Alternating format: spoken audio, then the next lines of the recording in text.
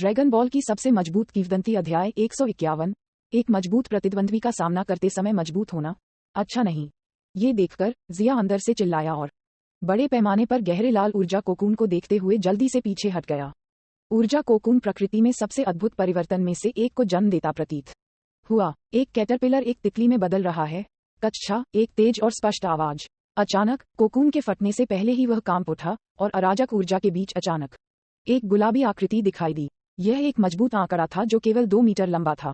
हालांकि अभी भी लंबा और मजबूत, ये बोफेई की मूल 5 मीटर लंबी आकृति की तुलना में बहुत अधिक कमजोर दिखाई दिया। हालांकि इसका सारा सार केंद्रित हो गया था और इसके शरीर से जिया ने भारी दबाव महसूस किया। बोफेई की चमकदार लाल त्वचा गुलाबी रंग में बदल गई थी। उसके पूरे शरीर पर छोटे छोटे तराजू नाजुक तरीके से व्यवस्थित किए गए थे। उनके बेहद पतले तराजू एक साथ कसकर करीब थे, जो सुंदरता की प्राकृतिक भावना बनाते थे। अपने शरीर के नाटकीय सिकुड़ने की तुलना में बोफेई का सिर और भी अधिक बदल गया है। 3 भूरे रंग के सींग गायब हो गए थे, जिससे उनके कान के फ्लैप के शीर्ष के ऊपर केवल 2 लंबे 1 इंच के काले धक्कों को छोड़ दिया गया था। 2 नीली और 2 लाल आंखें भी बदल गई हैं। दोनों चमकदार लाल एगेट आंखें एक में विलय हो गई हैं, जो भौहों के बीच एक सुंदर गुलाबी क्रिस्टल की तरह लगी हुई थीं। विशेष रूप से जिया ने बोफेई के शरीर पर ऊर्जा में उतार चढ़ाव पर ध्यान दिया। धरती को हिला देने वाली डरावनी भव्य आभा उसे ठंडक दे रही थी।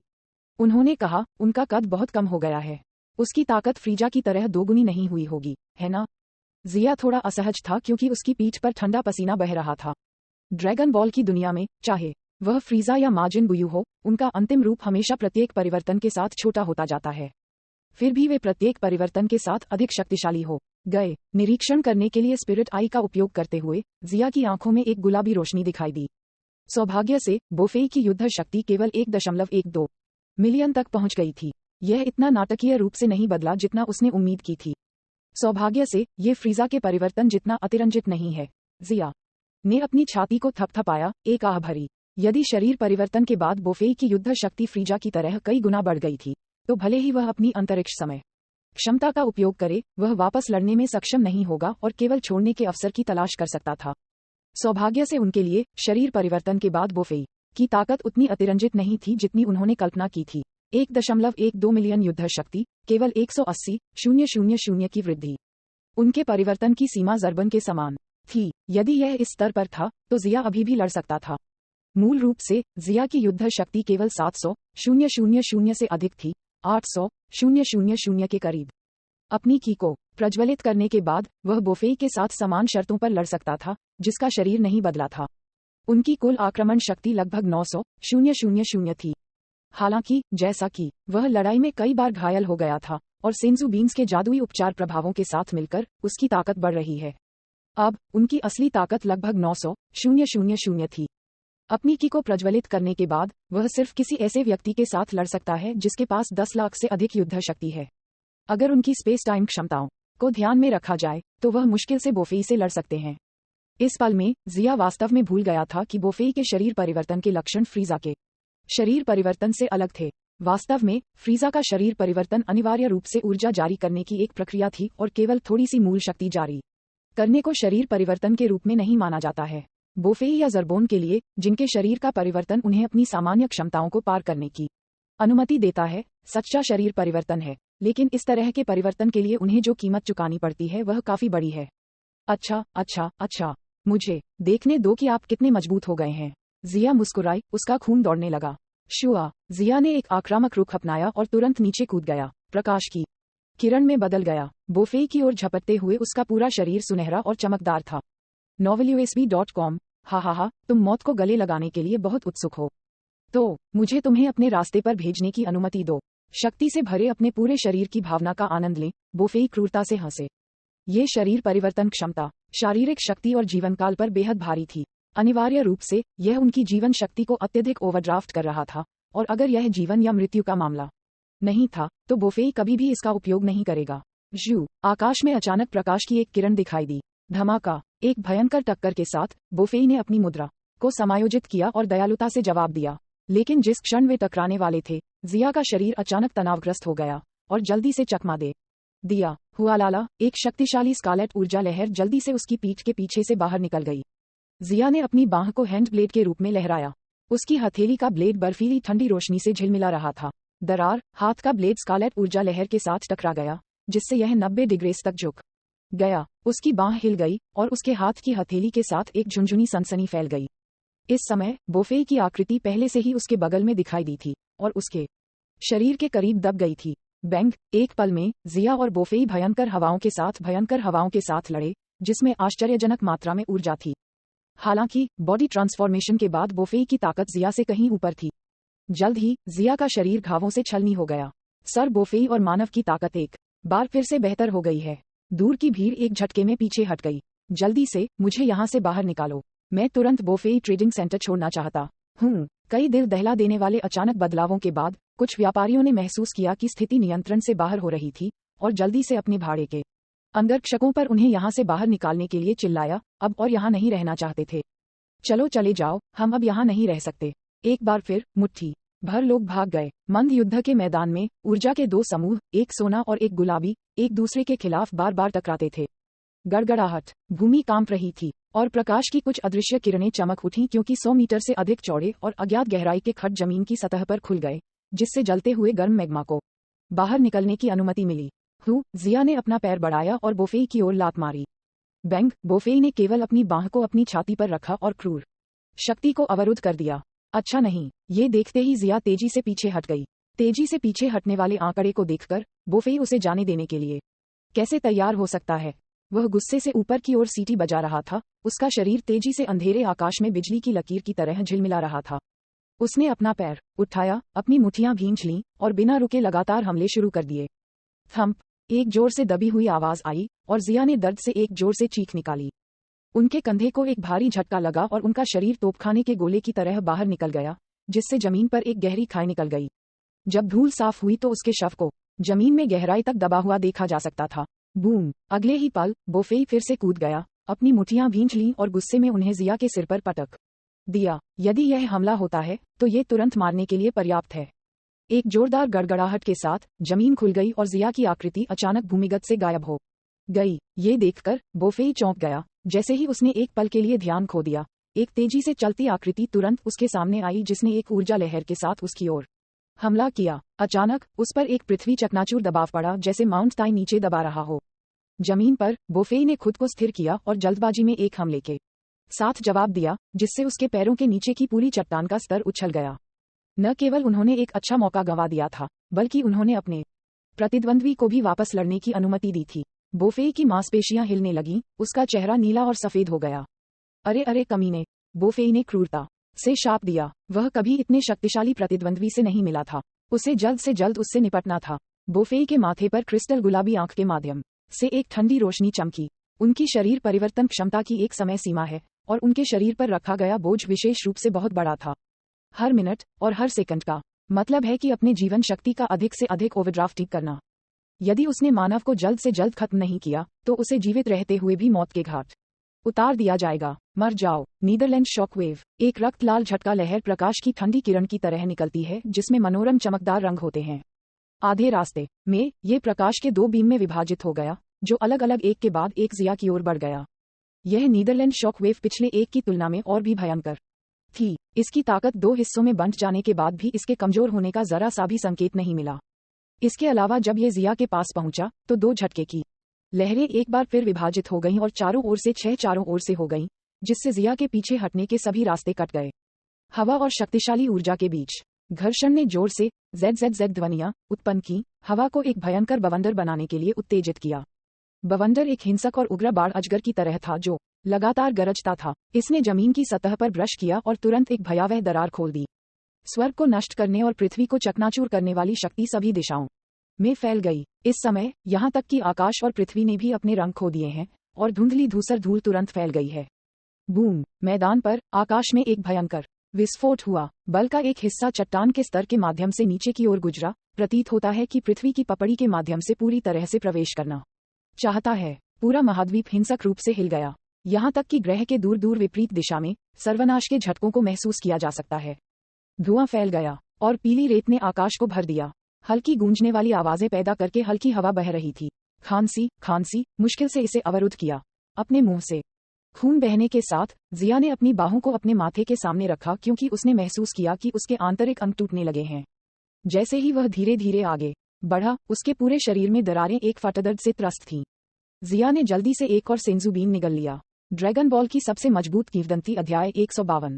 अराजकता नॉवेल्यूएसबी कॉम सेंजू बीन वास्तव में एक उपचार रामबाण कहलाने के योग्य था। पलक झपकते ही जिया के शरीर पर लगी चोटें एक बार फिर गायब हो गईं। यह देखकर कि उसके सामने का इंसान एक बार फिर जोरदार और जीवंत हो गया, बोफेई की अभिव्यक्ति क्रोधित हो गई और उसके दिल में क्रोध अधिकतम तक पहुंच गया। उद्धरण चिन्ह विस्मयादिबोधक चिन्ह उद्धरण चिन्ह। बोफेई केवल गुस्से में असहाय रूप से शाप दे सकता था। इस तरह के दुश्मन से लड़ना जो लगभग तुरंत पूरी तरह से ठीक हो सकता है, और जो जितना अधिक वे लड़ते हैं उतना मजबूत हो जाता है, वास्तव में उसकी खोपड़ी सुन्न महसूस करती है। उसे समझ नहीं आ रहा था कि वह क्या करे। अपने परिवर्तन के बाद बोफेई की युद्ध शक्ति वास्तव में जिया से बहुत ऊपर थी। अपने सभी कार्ड समाप्त करने के बाद भी जिया की लड़ाकू शक्ति बोफेई की तुलना में बदतर थी। हालांकि जैसे जैसे समय बीतता जाएगा, उनके शरीर के परिवर्तन के दुष्प्रभाव धीरे धीरे दिखाई देने लगेंगे। उसकी शारीरिक शक्ति, गति और ऊर्जा सभी धीरे धीरे कमजोर हो रहे थे, जबकि जिया सेंजू बीन्स की मदद से अपनी चरम अवस्था में बना रहा और यहाँ तक कि उसकी युद्ध शक्ति भी लगातार बढ़ रही थी। ऐसा लग रहा था जैसे वह बोफेई को अपने कौशल को निखारने के लिए एक धारदार पत्थर के रूप में मान रहा था। यदि यह जारी रहा तो बोफेई को हराया नहीं जा सकता है, लेकिन जिया द्वारा जबरन नीचे खींच लिया जाएगा। क्या बेशर्म और घृणित इंसान है। अपने हाथों को जकड़ते हुए बोफेई की आंखें एक क्रूर जानवर की तरह क्रूर थीं। उसके माथे पर आंख ठंडी रोशनी से चमक रही थी क्योंकि वह जिया को देख रहा था। बोफेई के गुस्से को भांपते हुए जिया मुस्कुराई और स्वेच्छा से बोफेई से हजारों मीटर दूर पीछे हट गई। उनके लिए ये छोटी सी दूरी जो एक सेकंड में सैकड़ों हजारों मीटर पार कर सकती है, ज्यादा नहीं थी और इसे फ्लैश में पार किया जा सकता था। एक हवा ने जमीन को पार किया जिससे धूल का पर्दा उठा। तुम लानत हो, तुम अभी के लिए पागल हो सकते हो, लेकिन मैं जल्द ही इसे ऐसा बनाऊंगा ताकि तुम चाहते हो कि तुम मर गए हो। बोफेई की आंखें एक क्रूर भेड़िए की तरह पुरुषवादी थीं। उसकी बर्फीली और खूनी आंखें बिना किसी भावना के थीं, जैसे कोई जानवर अपने शिकार को घूर रहा हो। उसने जिया को गौर से देखा। हाँ, बोफेई ने अचानक अपने शरीर के गायब होने से पहले जोर से चिल्लाया। उनका सिलहुट जमीन पर या आकाश में कहीं भी नहीं पाया जा सकता था। उसकी पहरेदारी करते हुए जिया की आंखें बोफेई की गतिविधियों का पीछा करती रहीं। अचानक उसकी आंखों के माध्यम से एक उज्ज्वल प्रकाश चमक रहा था क्योंकि उसने अपनी बाहों को उठाया और एक निश्चित दिशा में मुक्का मारा। बूम! हिंसा से भरे मुक्कों ने एक बवंडर पैदा किया जो आश्चर्यजनक रूप से अदृश्य की लहरों में फूट पड़ा। ये देखते हुए कि उनकी रणनीति का कोई परिणाम नहीं निकला, बोफेई तुरंत प्रकाश की तेज किरण में बदलते हुए आकाश की ओर बढ़ गया और जल्दी से जिया की सीमा पर पलटवार करने से बाहर निकल गया। फिर उसने अधिक मुश्किल कोण पर हमले शुरू कर दिए। इस बार बोफेई वास्तव में गुस्से में था। एक तीर की तरह वह तेजी से आगे और पीछे घूमता रहा। उनके प्रत्येक हमले में उत्साहजनक और दम्भोटू शक्ति शामिल थी, क्योंकि वह जानता था कि यह जितना लंबा चलेगा यह उसके लिए उतना ही प्रतिकूल होगा। नरक में जाओ। ड्रैगन दहाड़। बोफेई के मुंह से एक चमकदार लाल ऊर्जा किरण निकली। रसातल की गहराइयों से रेंगते हुए एक भयंकर राक्षस की तरह यह जिया की ओर बढ़ गया। जिया की अभिव्यक्ति कठोर थी क्योंकि उसकी आंखों में एक उन्मादी रूप चमक रहा था। उसने हमला करने के लिए ऊर्जा तरंग का भी इस्तेमाल किया। Energy shockwave. गड़गड़ाहट। आगे बढ़ रही गर्जना की गति बेहद शक्तिशाली थी। एक विशाल मशरूम बादल तुरंत आकाश में हजारों मीटर ऊंचा उठ गया। मोटी और टर्बिड ऊर्जा तुरंत वायुमंडल में प्रवेश कर गई, जिससे ब्रह्मांड के तारों वाले आकाश की गहराई में बड़ी मात्रा में ऊर्जा भेजी गई। वायुमंडल के भीतर मलबे ने आकाश को भर दिया और विस्फोट बजरी के चारों ओर घूमता रहा, जिससे उन्हें सभी दिशाओं में बाहर भेज दिया गया। बोकू और अन्य लोगों के सिर पर ऊर्जा की एक लहर दौड़ गई, जिससे उन्हें चकमा देने के लिए जल्दी से जमीन पर लेटना पड़ा। यह बहुत खतरनाक है। उनकी लड़ाई नियंत्रण से बाहर होती जा रही है। मैं यहाँ एक और सेकंड के लिए नहीं रह सकता। जल्दी से चले जाओ। ये ग्रह अब सुरक्षित नहीं है। हमें जल्द से जल्द छोड़ना होगा। कई साहसी एलियंस जो लड़ाई देखने के लिए रुके थे, उन्हें बहुत दूर उड़ा दिया गया था। उन्होंने अपने माथे से पसीना पोंछा और जल्दी से जाने के लिए पुकारा। अब विस्मयकारी लड़ाई की परवाह नहीं की। इस बिंदु पर बोफेई और जिया दोनों ने किसी भी चीज पर कोई ध्यान नहीं दिया और एक दूसरे को मारने पर तुले हुए थे। बड़े और भयंकर कदम बार बार भेजे गए, जिसमें ग्रह पर लोगों के जीवन और मृत्यु की कोई चिंता नहीं थी। जल्द ही सभी दर्शक चले गए थे और युद्ध के मैदान में लड़ रहे दोनों के अलावा केवल चिंतित बोकू और बोल्टन अभी भी बचे थे। ग्रह के दूसरी ओर मुख्य स्थल विशाल कोलोसियम और यहाँ तक कि पूरा राजधानी शहर पूरी तरह से अराजकता में था। दूर दूर तक लड़ रहे आभाओं से हर कोई अपने दिमाग से डरा हुआ था। हर कुछ सेकंड में भूमि भयंकर रूप से कांपती थी, जैसे कि ग्रह किसी भी क्षण बिखरने वाला था। जल्दी अंतरिक्ष यान तैयार करो। मुझे तुरंत इस ग्रह को छोड़ देना चाहिए। क्या हो रहा है? क्या ये दुनिया का अंत है? कुछ अज्ञानी ब्रह्मांड व्यापारी जो अपनी बुद्धि से डर गए थे ने रास्ते में कुछ एलियंस को पकड़ लिया और पूछा, लेकिन इस समय हर किसी के पास भागने के लिए पर्याप्त समय नहीं था, तो उनके पास अभी भी किसी और की परवाह करने का समय कैसे हो सकता है? कुछ एलियंस या अकेले यात्री जो अंतरिक्ष यान के पास थे तुरंत कूद गए और जितनी तेजी से वे बच सकते थे। कोई नहीं जानता था कि ग्रह कितने समय तक रह सकता है। अरे अरे, यह मेरा अंतरिक्ष यान है, आप छोड़ नहीं सकते। इस समय सभी प्रकार के बुरे काम किए जा रहे थे। बोफे ट्रेडिंग सेंटर एक ऐसी जगह थी जो बुरे लोगों को आश्रय देती है और नीच प्रथाओं की अनुमति देती है। इसलिए जब उनका अपना जीवन और सुरक्षा शामिल होती है तो हर एलियन ने अपना सबसे खराब पक्ष दिखाया। स्पेसशिप को लूटने, लड़ाई के लिए हंगामा पैदा करने के साथ साथ गुटों के बीच लड़ाई की कार्रवाई हर जगह देखी जा सकती है। जल्द ही नीलामी स्थल पूरी तरह से नष्ट हो गया। कुछ एलियंस जिनकी ताकत खराब नहीं थी, उन्होंने भी अपने जीवन के लिए भागने का अवसर हासिल करने के लिए कार्रवाई की। काश, इतनी अराजकता! बोफे ट्रेडिंग सेंटर इस बार बर्बाद हो गया है। अपने ग्रह पर क्रोधित राजा काय ने अपने दोनों हाथों को अपनी पीठ के पीछे रखा क्योंकि उन्होंने अपना सिर हिलाया और आह भरी। बोफे ट्रेडिंग सेंटर में एलियंस के विशाल बहुमत अविश्वसनीय रूप से बुरे थे। इसलिए वह स्वाभाविक रूप से उनकी मौतों के बारे में पछतावा महसूस नहीं कर रहा था, लेकिन उसने पकड़े गए दासों को दंडित किया। लेकिन वह इंसान कौन है? इतने साल बीत चुके हैं लेकिन मैंने अभी तक इतना शक्तिशाली इंसान नहीं देखा है। ये देखते हुए कि वह जितना अधिक लड़ता है उतना ही मजबूत होता जाता है। क्या वह इसके बजाय एक सयान हो सकता है? राजा काय ने जिया की पहचान का अनुमान लगाना शुरू कर दिया लेकिन फिर तुरंत अपना सिर हिला दिया। सयान मजबूत हो सकता है लेकिन इतना अपमानजनक नहीं है। सही या 1 मिलियन से अधिक युद्ध शक्ति कैसे प्राप्त कर सकते हैं? लेकिन बहुत कम जानकारी के साथ वह जिया की पहचान का अनुमान नहीं लगा सका। ... इस बोफे की ताकत बिगड़ने लगी है, उसकी आक्रमण करने की शक्ति कमजोर और कमजोर है। जिया को खून से लथपथ खांसी आ रही थी, वह अपने झुलसे हुए शरीर को खींच रहा था क्योंकि वह हवा के लिए हौंफ रहा था, जबकि उसकी आंखें थकावट से भर गई थीं। उनके शरीर पर युद्ध कवच लंबे समय से फट गया था। वह बता सकता था कि बोफे का शरीर अब भारी बोझ सहन नहीं कर सकता था। उसकी ताकत और गति दोनों तेजी से घट रही थी। यदि लड़ाई जारी रहती है तो यह निश्चित रूप से उनकी जीत में समाप्त हो जाएगा। वह लड़ाई को रोकते हुए टूट गया। जब जिया की आवाज उसके कानों में पहुंची तो बोफे का शरीर हिल गया और उसकी आंखें चौड़ी हो गईं। उसने देखा कि उसके सामने मानव तैर रहा था। उसने उस पर अपना सिर हिलाया। उसकी अभिव्यक्ति ऐसी थी जैसे जीत पहले से ही उसकी मुट्ठी में थी। बोफे अपनी कमजोरी को जानता था, इसलिए उसका चेहरा पुरुषवादी हो गया क्योंकि उसने अपने दांतों को जकड़ लिया और एक जंगली जानवर की तरह दहाड़ रहा था। आप जैसा इंसान क्या समझता है? मैं बोफे सैकड़ों वर्षों से ट्रेडिंग सेंटर का प्रभारी रहा हूं और कभी नहीं हारा है। वह गुस्से से दहाड़ा। उसके सिर की नसें कांप रही थीं। उसने जिया पर एक क्रूर चकाचौंध भेजी क्योंकि उसने सभी दिशाओं में बेतहाशा हमला किया जैसे कि उसने अपनी तर्कसंगतता खो दी हो। धमाके होते रहे और भूमि हिंसक रूप से ऊपर और नीचे हिलती रही। आने वाले तूफान ने धूल और रेत को सभी दिशाओं में धकेलने से पहले उन्हें ऊपर उठाया। आकाश और पृथ्वी धुंधली थी। आकाश हिलने और पृथ्वी के हिलने का दृश्य विशाल था जैसे कि यह दुनिया का अंत था। ड्रैगन बॉल की सबसे मजबूत किंवदंती अध्याय 153 अचानक विस्फोट। आह! बोफे पूरी तरह से बैलिस्टिक हो गया। एक फंसे हुए जानवर की तरह जो जानता था कि वह मरने वाला है, उसने अपने आसपास के क्षेत्र की ओर हमला किया। भारी मात्रा में ऊर्जा तरंगें रेत और हवा में धूल के माध्यम से गुजरती हैं। भीषण तूफान के बीच धमाकों के कारण जमीन पर बड़े बड़े गड्ढे दिखाई दिए। उसने अपनी तर्कसंगतता खो दी है, इसलिए ये बाकी लड़ाई आसान होनी चाहिए। खून से लथपथ मुंह थूकते हुए जिया की आंखें एक मशाल की तरह चमक रही थीं। उसने गहराई से तुर्बिडकी के एक मुंह को बाहर निकाला, फिर उसकी आकृति सभी हमलों से बचते हुए आकाश में चमक उठी। उसका शरीर उछलता है और अचानक बोफे से पहले आ जाता है।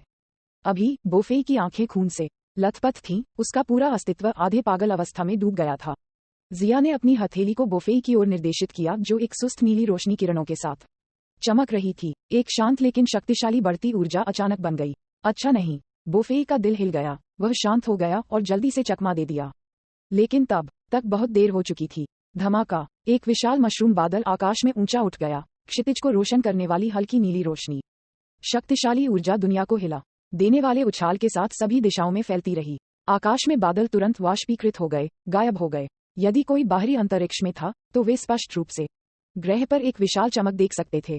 पिताजी बोकू और बोल्टन डर के मारे पीले पड़ गए क्योंकि उन्होंने अपनी बाहों को उठाया और विनाशकारी तूफान का विरोध करने के लिए आधा कदम आगे बढ़ाया। जब ऊर्जा की लहर उस स्तर तक कमजोर हो गई जहां वे इसका सामना कर सकते थे, तो वे दोनों डर से कांपते हुए विस्फोट के केंद्र में उड़ गए। वहां उन्होंने लगभग कई 100 किलोमीटर व्यास और अज्ञात अथाह गहराई का एक विशाल गड्ढा देखा। जैसे कि कोई उल्का टकरा गया हो। चारों ओर की चट्टानें शक्तिशाली ऊर्जा द्वारा पिघले हुए लावा में पिघल गई थीं जो बाहर बहती रहती हैं। काला धुआं और सल्फर और लोहे की गंध ने उनके नथुनों पर हमला किया। डर के मारे आंखें खुली हुए भाइयों ने भयावह विशाल और गहरे गड्ढे को देखा जो एक गहरी खाई की तरह था। डर उनकी आंखों के माध्यम से चमक रहा था और वे अपने कांपते दिल में विशेष रूप से असहज महसूस कर रहे थे।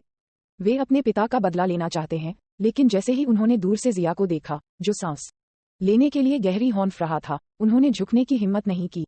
जिया की ताकत ने उन्हें पूरी तरह से डरा दिया है। पापा, क्या ऐसा हो सकता है कि पिता पहले ही हो चुके हैं? बोकू के होंठ अविश्वास से कांप रहे थे जब वह बोल रहा था। उस विशाल स्वर्ग को नष्ट करने और पृथ्वी को अभी अभी से ऊर्जा नष्ट करने से उसे इस तथ्य का एहसास हुआ कि उनके पिता जैसा मजबूत व्यक्ति भी उस विस्फोट से बचने में सक्षम नहीं होगा। अंत में उसे मार डाला। वह बोफेई वास्तव में भयानक था। जिया को सांस लेने में तकलीफ हो रही थी। हमले ने अभी उसकी सारी ऊर्जा को कम कर दिया था। अब आगे बढ़ना भी एक संघर्ष था। सबसे पहले मुझे अपनी शारीरिक शक्ति को बहाल करने के लिए सेंसू बीन का उपयोग करने की आवश्यकता है।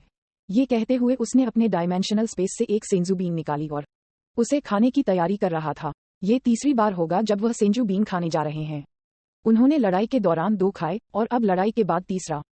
एक लड़ाई में 3 सेंसू बीन्स खाने के लिए केवल जियाया, जिनके पास बहुत सारे सेंसू बीन्स हैं, ऐसा करने की हिम्मत करते हैं। मूल काम में किस ड्रैगन बॉल फाइटर ने सेंसू बीन्स को खजाने के रूप में नहीं माना। वे इसे खाने के लिए 2 हिस्सों में भी तोड़ना चाहते थे। अगर उन्हें पता होता कि जिया तली हुई फलियों की तरह व्यवहार करके सेंसू बीन्स को बर्बाद कर रहा था, तो वे शायद उसका गला दबाकर हत्या करना चाहते थे। लेकिन इस समय कुछ अप्रत्याशित हुआ। प्रकाश की एक सुंदर खसखस जैसी किरण अचानक बिजली की तरह बाहर निकल गई और इससे पहले कि जिया को प्रतिक्रिया करने का समय मिलता, गहरे लाल और सुंदर लेकिन बेहद ठंडे खून वाली ऊर्जा किरण उसकी छाती से प्रवेश करती है और पीछे से बाहर आती है। आह! जिया ने दर्द का दिल दहला देने वाला रोना दिया और तुरंत जमीन पर गिर गया। सेंसू बीन उसके हाथ से गिर गया। हैरानी की बात यह है कि एक पस्त और खून से लथपथ आकृति अथाह गड्ढे से लगातार ऊपर तैरती रही और सांस लेने के लिए भारी हौंफते हुए जमीन पर गिर गई। पिताजी, पिताजी! बोकू और बोल्टन आश्चर्य से चिल्लाए।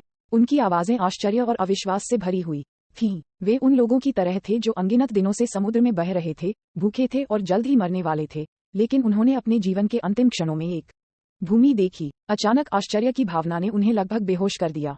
लेकिन बोफेई ने इस समय एक खेदजनक आंकड़ा काट दिया। उसके तराजू अव्यवस्था में थे। भयानक घाव उसके पूरे शरीर में थे और उसके सिर पर एगेट आंखें मंद और बदरंग थीं। उसके शरीर पर किसी भी प्रकार की बरकरार त्वचा ढूंढना मुश्किल था।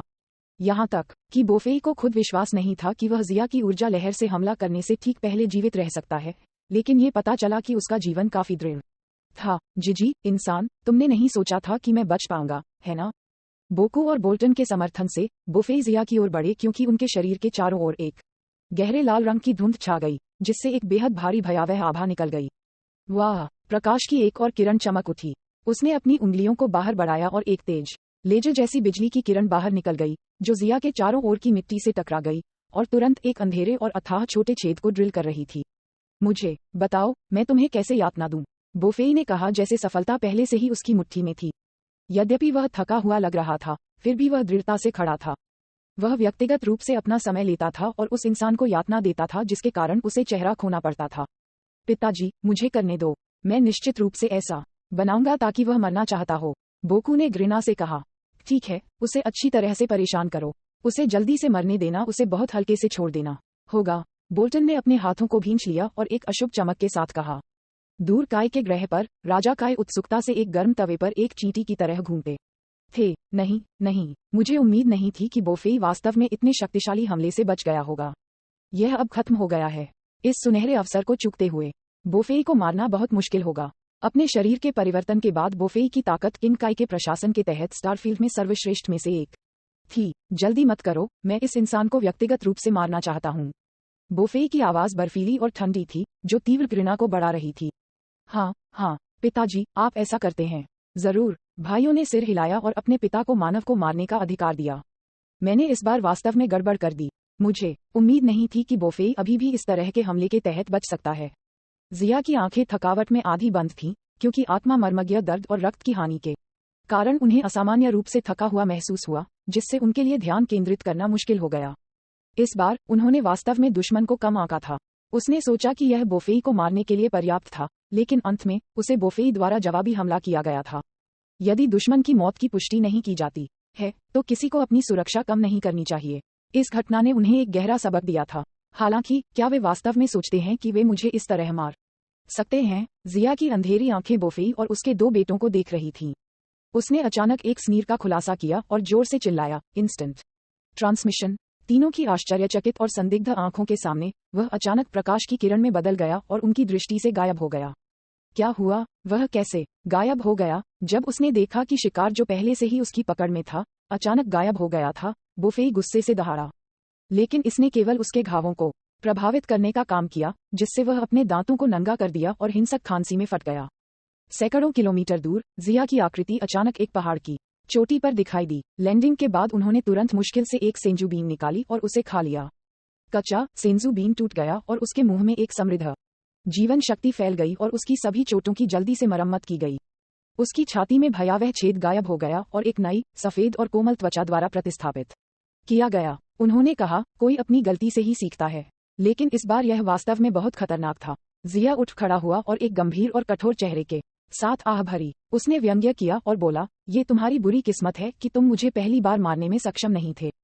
फिर वह एक बार फिर लौट आया जहां बोफेई और उसके बेटे थे। ड्रैगन बॉल की सबसे मजबूत किंवदंती अध्याय 154 ग्रह नष्ट होने जा रहा है। जिया को फिर से प्रकट होते देखकर बोफेई को आखिरकार समझ में आया कि एक अंतहीन प्रतिद्वंद्वी से लड़ने का क्या मतलब है। उसकी गहरी नीली आंखें सिकुड़ गईं क्योंकि उसने देखा कि उसका प्रतिद्वंद्वी पूरी तरह से ठीक हो गया था और उसका शरीर अच्छी स्थिति में था। बोफेई का चेहरा पागलपन से बदल गया क्योंकि वह अविश्वास में जोर से चिल्लाया, उद्धरण चिन्ह विस्मयादिबोधक चिन्ह, वह फिर से कैसे ठीक हो सकते हैं? उसकी आवाज कांप रही थी और उसका दिल डर के निशान को जन्म देने के अलावा कुछ नहीं कर सका। वह जानता था कि अपनी वर्तमान घायल अवस्था में वह दूसरे का प्रतिद्वंद्वी नहीं था। वह पहले से ही जिया को मारने की इच्छा खो चुका है और बस अपने जीवन को बनाए रखने के लिए जितनी जल्दी हो सके यहाँ से भागने की इच्छा रखता है। पिताजी! दोनों भाई डर गए और सहज रूप से चिल्लाए, लेकिन बोफेई भी असहाय था। आज आप सभी को यहाँ मरना चाहिए। जिया की आवाज बर्फीली ठंडी थी, किसी भी भावना से रहित थी। यह नरक के राजा द्वारा निर्णय सुनाने जैसा था, जिससे उनके दिल ठंडे हो गए। उद्धरण चिन्ह विस्मयादिबोधक चिन्ह, विस्मयादिबोधक चिन्ह, उद्धरण चिन्ह। बोफेई की अभिव्यक्ति विकृत हो गई क्योंकि वह गुस्से में चिल्लाया।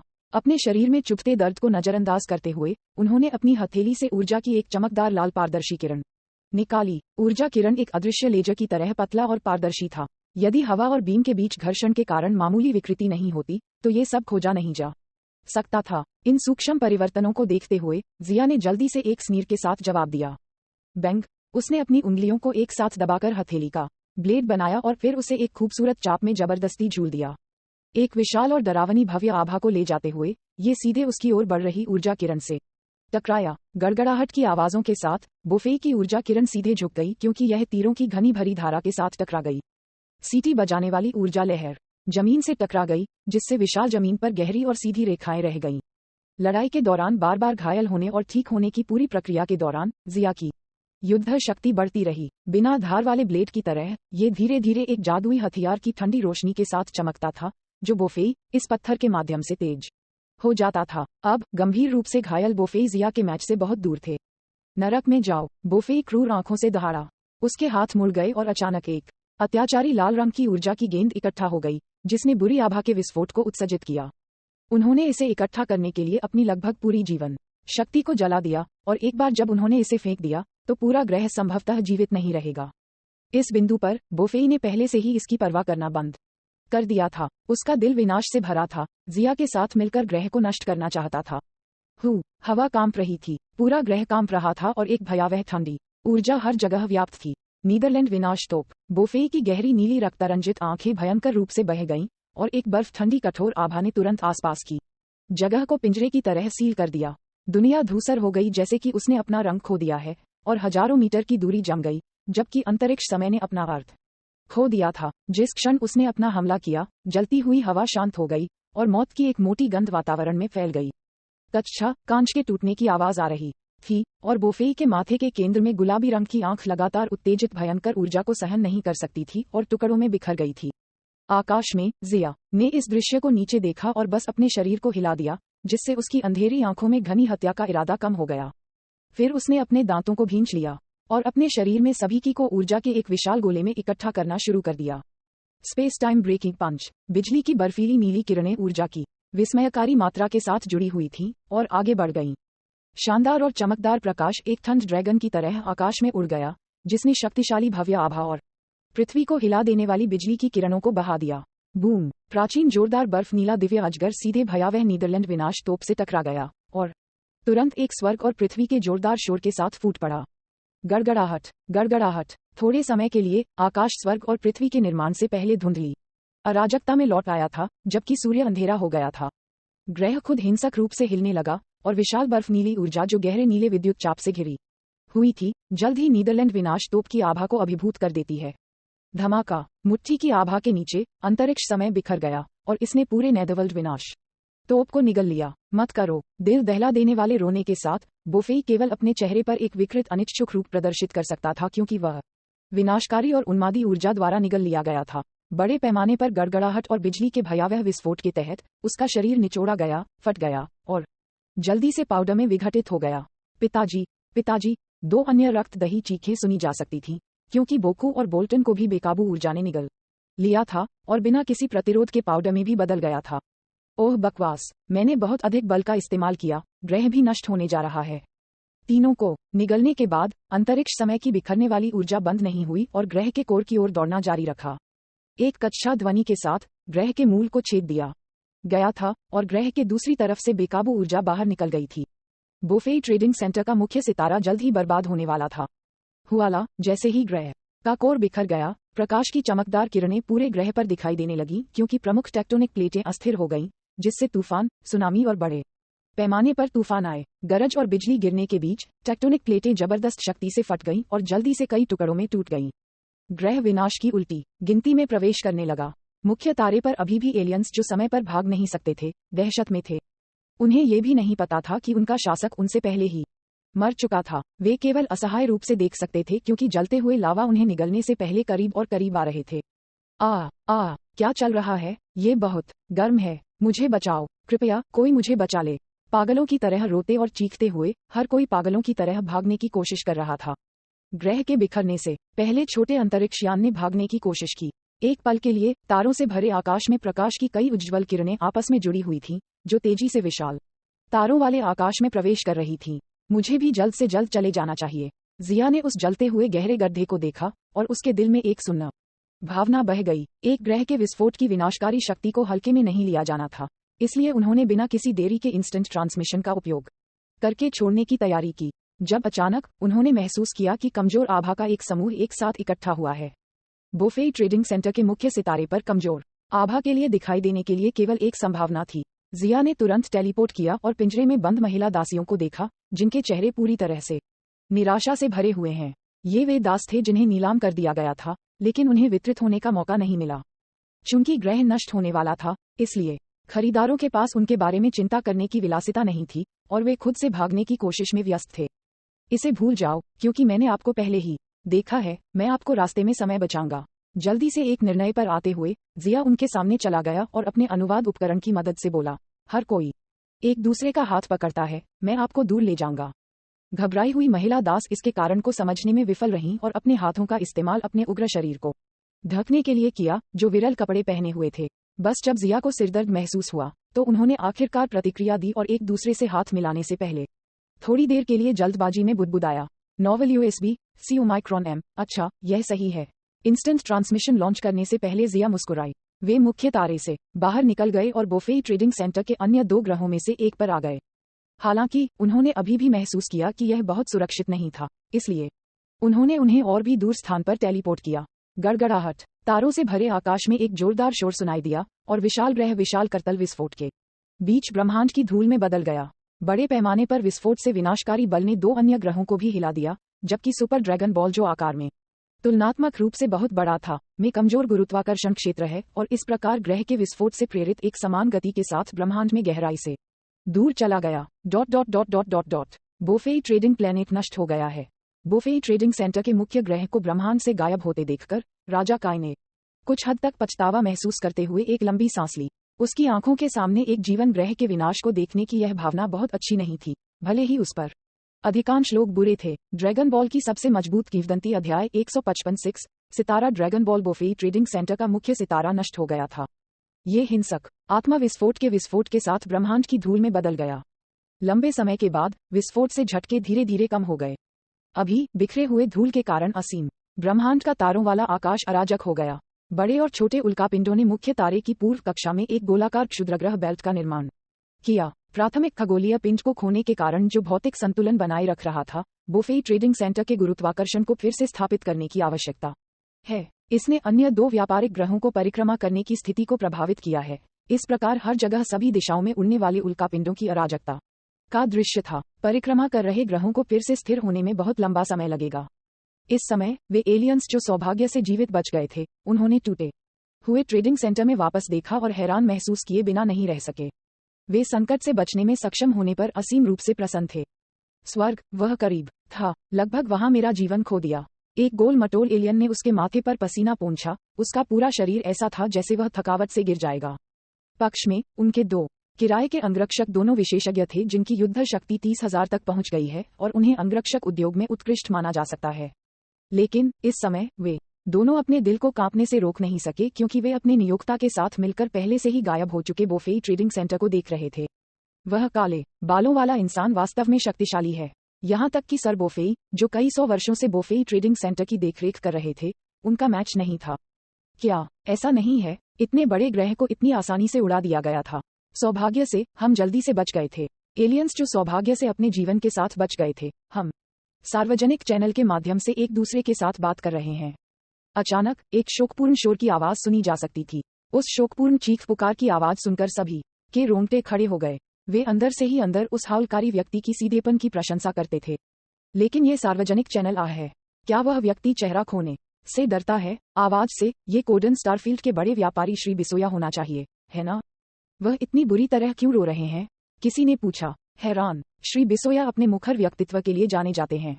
मैंने सुना है कि वह इस बार बोफे ट्रेडिंग सेंटर में 300 से अधिक सुंदर महिला दासों को खरीदने के एकमात्र उद्देश्य से आया था। उन्होंने उन्हें बेचने से पहले ग्रूमिंग के लिए कोडन स्टारफील्ड में वापस ले जाने का इरादा किया था, जिन्हें उनकी आवश्यकता है। क्या यह महिला दासियों का वह समूह था जिसका आज सुबह नीलामी स्थल पर कारोबार किया गया था? किसी ने उत्तर दिया, वे सभी महिला दास बहुत नाजुक और सुंदर थीं। अगर श्री बिसोया की बोली बहुत अधिक नहीं होती, तो मैं उनमें से कुछ खरीदना पसंद करता और लौटने के बाद उन्हें पालना पसंद करता। शायद उन्हें अच्छी कीमत के लिए फिर से बेचा जा सकता था। बिसोया ने ट्रेडिंग सेंटर को भुगतान भी किया था। इस समय ट्रेडिंग सेंटर ढह गया था। उसे बहुत बड़ा नुकसान हो सकता था।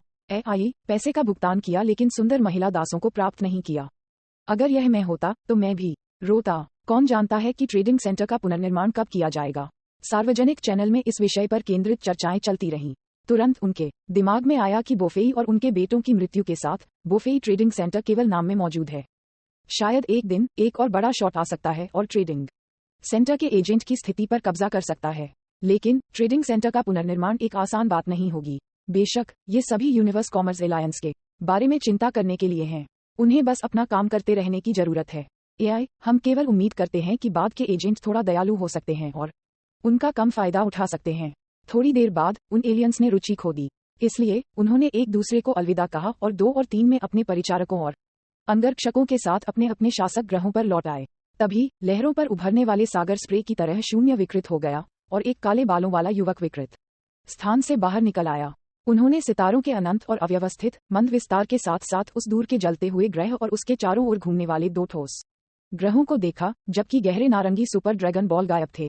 ये फिर से गायब हो गया है। जिया ने ड्रैगन बॉल रडा निकाला और उसे देखा। सुपर ड्रैगन बॉल का प्रतिनिधित्व करने वाला ऊपर का प्रकाश बिंदु धीमी गति से आगे बढ़ रहा था। तो ये ग्रह के विस्फोट के कारण उत्पन्न ऊर्जा से उड़ गया था। मुझे लगा कि वाडोस ने इसे फिर से छिपा दिया है, जब तक यह वाडोस द्वारा छिपाया नहीं गया था। जिया ने मुस्कुराते हुए सोचा। प्रारंभ में जब बोफे ट्रेडिंग प्लेनेट को नष्ट किया जा रहा था, जिया ने महिला दासियों के उस समूह के साथ टेलीपोर्ट किया था और उन्हें बसने के लिए एक छोटे से ग्रह पर एक जगह पाई थी। इससे पहले कि आराम करने के लिए रुके बिना जल्दी से वापस लौट आए। उन्हें उम्मीद नहीं थी कि सुपर ड्रैगन बॉल अप्रत्याशित रूप से गायब हो गई होगी, जैसे कि उसके पैर बढ़ गए हों। सुपर ड्रैगन बॉल की तलाश करना वास्तव में आसान नहीं है। जिया आह के बिना नहीं रह सका। उन्होंने स्वाभाविक रूप से बिना किसी प्रयास के 4वें ब्रह्मांड में 7 स्टार ड्रैगन बॉल पाया था, लेकिन 6वें ब्रह्मांड में उन्हें वाडोस में भागना पड़ा, जिसने उनकी योजनाओं को बाधित किया। 6 स्टार ड्रैगन बॉल को वाडोस द्वारा बोफे ट्रेडिंग सेंटर पर रखा गया था ताकि वह और बोफे इसके लिए क्रूर रूप से लड़ सकें।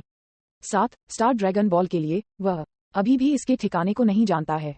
इसके तुरंत बाद उसने अपना सिर हिलाया और इन चिंताओं को दूर फेंक दिया। उसे सबसे पहले 6 स्टार सुपर ड्रैगन बॉल की तलाश करनी चाहिए। उसकी नज़र ड्रैगन बॉल रडार पर दिखाई गई स्थिति पर पड़ी और ब्रह्मांड के तारों वाले आकाश का सिकुड़ा हुआ तारा चार्ट उसके दिमाग में दिखाई दिया। इसके तुरंत बाद उन्होंने इंस्टेंट ट्रांसमिशन लॉन्च किया। इस समय बोफेई ट्रेडिंग सेंटर से बहुत दूर एक तारों वाले आकाश में सुंदर स्टारलाइट नीचे छिड़कती है, जिससे ये दूर से देखने पर काले स्क्रॉल पर उत्कीर्ण सुंदर पैटर्न की तरह दिखता है। प्राचीनता असीम अमर आकर्षण को प्रकट करती है। प्रकाश की एक किरण तारों से भरे आकाश से गुजर रही थी, जो एक लंबी उज्ज्वल पूंछ को खींच रही थी। एक विशाल गहरे नारंगी ग्रह एक समान गति के साथ एक सीधे रास्ते पर आगे बढ़ रहा था, न तो तेज और न ही धीमा, इत्मीनान से। वह गहरे नारंगी क्रिस्टल ग्रह इतने विशाल थे कि जब यह अन्य ग्रहों से आगे बढ़ा तो लगभग 40,000 किलोमीटर के व्यास ने उन्हें ऐसा प्रतीत किया जैसे कि एक छोटा व्यक्ति एक विशाल व्यक्ति से मिला हो, जो बेहद छोटा दिखाई दे रहा हो। शुआ, एक व्यक्ति का सिलहुट अचानक सुपर ड्रैगन बॉल के सामने दिखाई दिया। इसके बाद इसने अपनी बाह को आगे बढ़ाया, इसे सुपर ड्रैगन बॉल के प्रक्षेपवक्र के सामने रखा। हुआला, दोनों पक्षों के बीच की दूरी करीब और करीब हो गई। सुपर ड्रैगन बॉल की चिकनी सतह धीरे धीरे एक विशाल समतल भूमि बन गई। Novel USB com super dragon ball पृथ्वी के आकार से दर्जनों गुना बड़ा था। उसके सामने बाधा डालते हुए ऐसा लग रहा था जैसे कोई मांटिस किसी रथ को रोकने की कोशिश कर रहा हो। लेकिन इसके बाद कुछ चमत्कारी हुआ। एक धीमी दबी हुई आवाज के साथ अदृश्य तरंगे बाहर की ओर फैल गईं और सुपर ड्रैगन बॉल वास्तव में रुक गई। आखिरकार यह सुपर ड्रैगन गेंद मिली। इसके बाद मुझे इसे स्थानांतरित करना होगा। जिया ने सुपर ड्रैगन बॉल की सतह को छूते हुए अपना सिर हिलाया। उन्होंने अपनी आंखें बंद कर लीं और इंस्टेंट ट्रांसमिशन लॉन्च करना शुरू कर दिया। सुपर ड्रैगन बॉल का आकार विशाल होने के कारण उसे इंस्टेंट ट्रांसमिशन लॉन्च करते समय इसके चारों ओर स्पेस टाइम क्षमता को पूरी तरह से लपेटना पड़ता है और इसके लिए पूरे सुपर ड्रैगन बॉल को स्थिर होने की आवश्यकता होती है। इसके अलावा पूरी टेलीपोर्टेशन प्रक्रिया को लगभग 10 मिनट के समय की आवश्यकता होती है। जैसे ही जिया ने अपनी की को स्थापित करना जारी रखा, नेट जैसी क्रिस्टल लाइनें ड्रैगन बॉल की पूरी सतह को कवर करना शुरू कर देती हैं। धीरे धीरे स्पार्कलिंग और पारभासी लाइनें अधिक से अधिक केंद्रित हो गईं और प्रारंभिक कार्य किया गया। सुपर ड्रैगन बॉल थोड़ा कांपने लगती है। इंस्टेंट ट्रांसमिशन, उसके जोर से चिल्लाने के बाद जिया सुपर ड्रैगन बॉल के साथ गायब हो गया। अगले सेकंड वह एक और बहुत दूर के स्टारफील्ड में दिखाई दिया जहां एक और सुपर ड्रैगन बॉल थी। जैसे ही 2 सुपर ड्रैगन गेंदों को एक साथ इकट्ठा किया गया, वे तुरंत विंग विंग कम गूंजने वाली आवाजों के साथ चमकदार सुनहरी चमक में फूट पड़े, जैसे कि 2 लगातार झिलमिलाते इंद्रधनुष। संकेत, अब केवल एक आखिरी सुपर ड्रैगन बॉल बची है, लेकिन मुझे नहीं पता कि वाडोस ने इसे कहां छिपाया है। जैसा कि उन्होंने सोचा कि उन्हें अभी तक आखिरी सुपर ड्रैगन बॉल की कोई खबर नहीं मिली है। जिया की भौहें बुनी हुई थीं। केवल जब सभी 7 ड्रैगन गेंदों को एक साथ इकट्ठा किया जाता है तो वे अपनी भूमिका प्रदर्शित करेंगे। किसी की कमी नहीं है, अन्य 6 सिर्फ गहने होंगे। वह वाडोस जानबूझकर मुझे 7वीं ड्रैगन गेंद प्राप्त नहीं करने दे रहा है ना? नहीं। पहले से उसके शब्दों के अनुसार वह सिर्फ ड्रैगन बॉल की तलाश में कठिनाई का स्तर बढ़ाएगी, इसलिए उसके लिए ऐसा करने की संभावना नहीं है।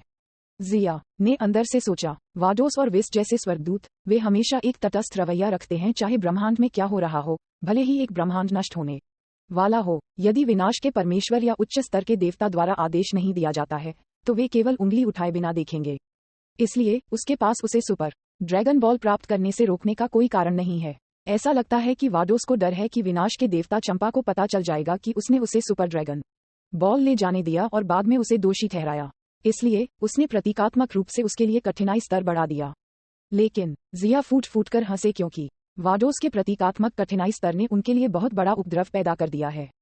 इसे भूल जाओ, चलो कुछ अन्य सुरागों की तलाश करते हैं। मैं पहले ही 6 सुपर ड्रैगन गेंदों को इकट्ठा कर चुका हूं और निश्चित रूप से अंतिम एक की कमी नहीं कर सकता। इसके बारे में सोचते हुए जिया ने फिर से छोड़ने के लिए इंस्टेंट ट्रांसमिशन का इस्तेमाल किया और उस छोटे ग्रह पर लौट आया जहां उसने उन महिला दासियों को बसाया था जिन्हें उसने बोफेई ट्रेडिंग सेंटर से बचाया था। वह उन्हें वहां नहीं छोड़ सकता। दूसरी तरफ रहस्यमय विनाश भगवान का ग्रह, विशाल दिव्य वृक्ष पूरे विनाश परमेश्वर के ग्रह में फैला हुआ था। एक झील के बगल में नीली लहरें लहरदार होती हैं और हरी और कोमल घास की देखभाल स्वतंत्र रूप से और हल्के से पानी की सतह पर लहरों की तरह होती है। वाडोस जमीन पर बैठी थी क्योंकि उसके सुंदर और उत्तम चांदी के भूरे बाल हल्की हवा में लहरा रहे थे, हवा के साथ लहरा रहे थे। उसका हरा दिव्य वस्त्र उसके सुडौल सुंदर मोड़ों से चिपक गया, जो एक और प्रकार की सुंदरता दिखा रहा था। वाडोस के शांत चेहरे पर एक मुस्कान लटक गई क्योंकि उसकी उज्ज्वल आंखें राजदंड के ऊपर क्रिस्टल बॉल पर दृश्य देख रही थीं।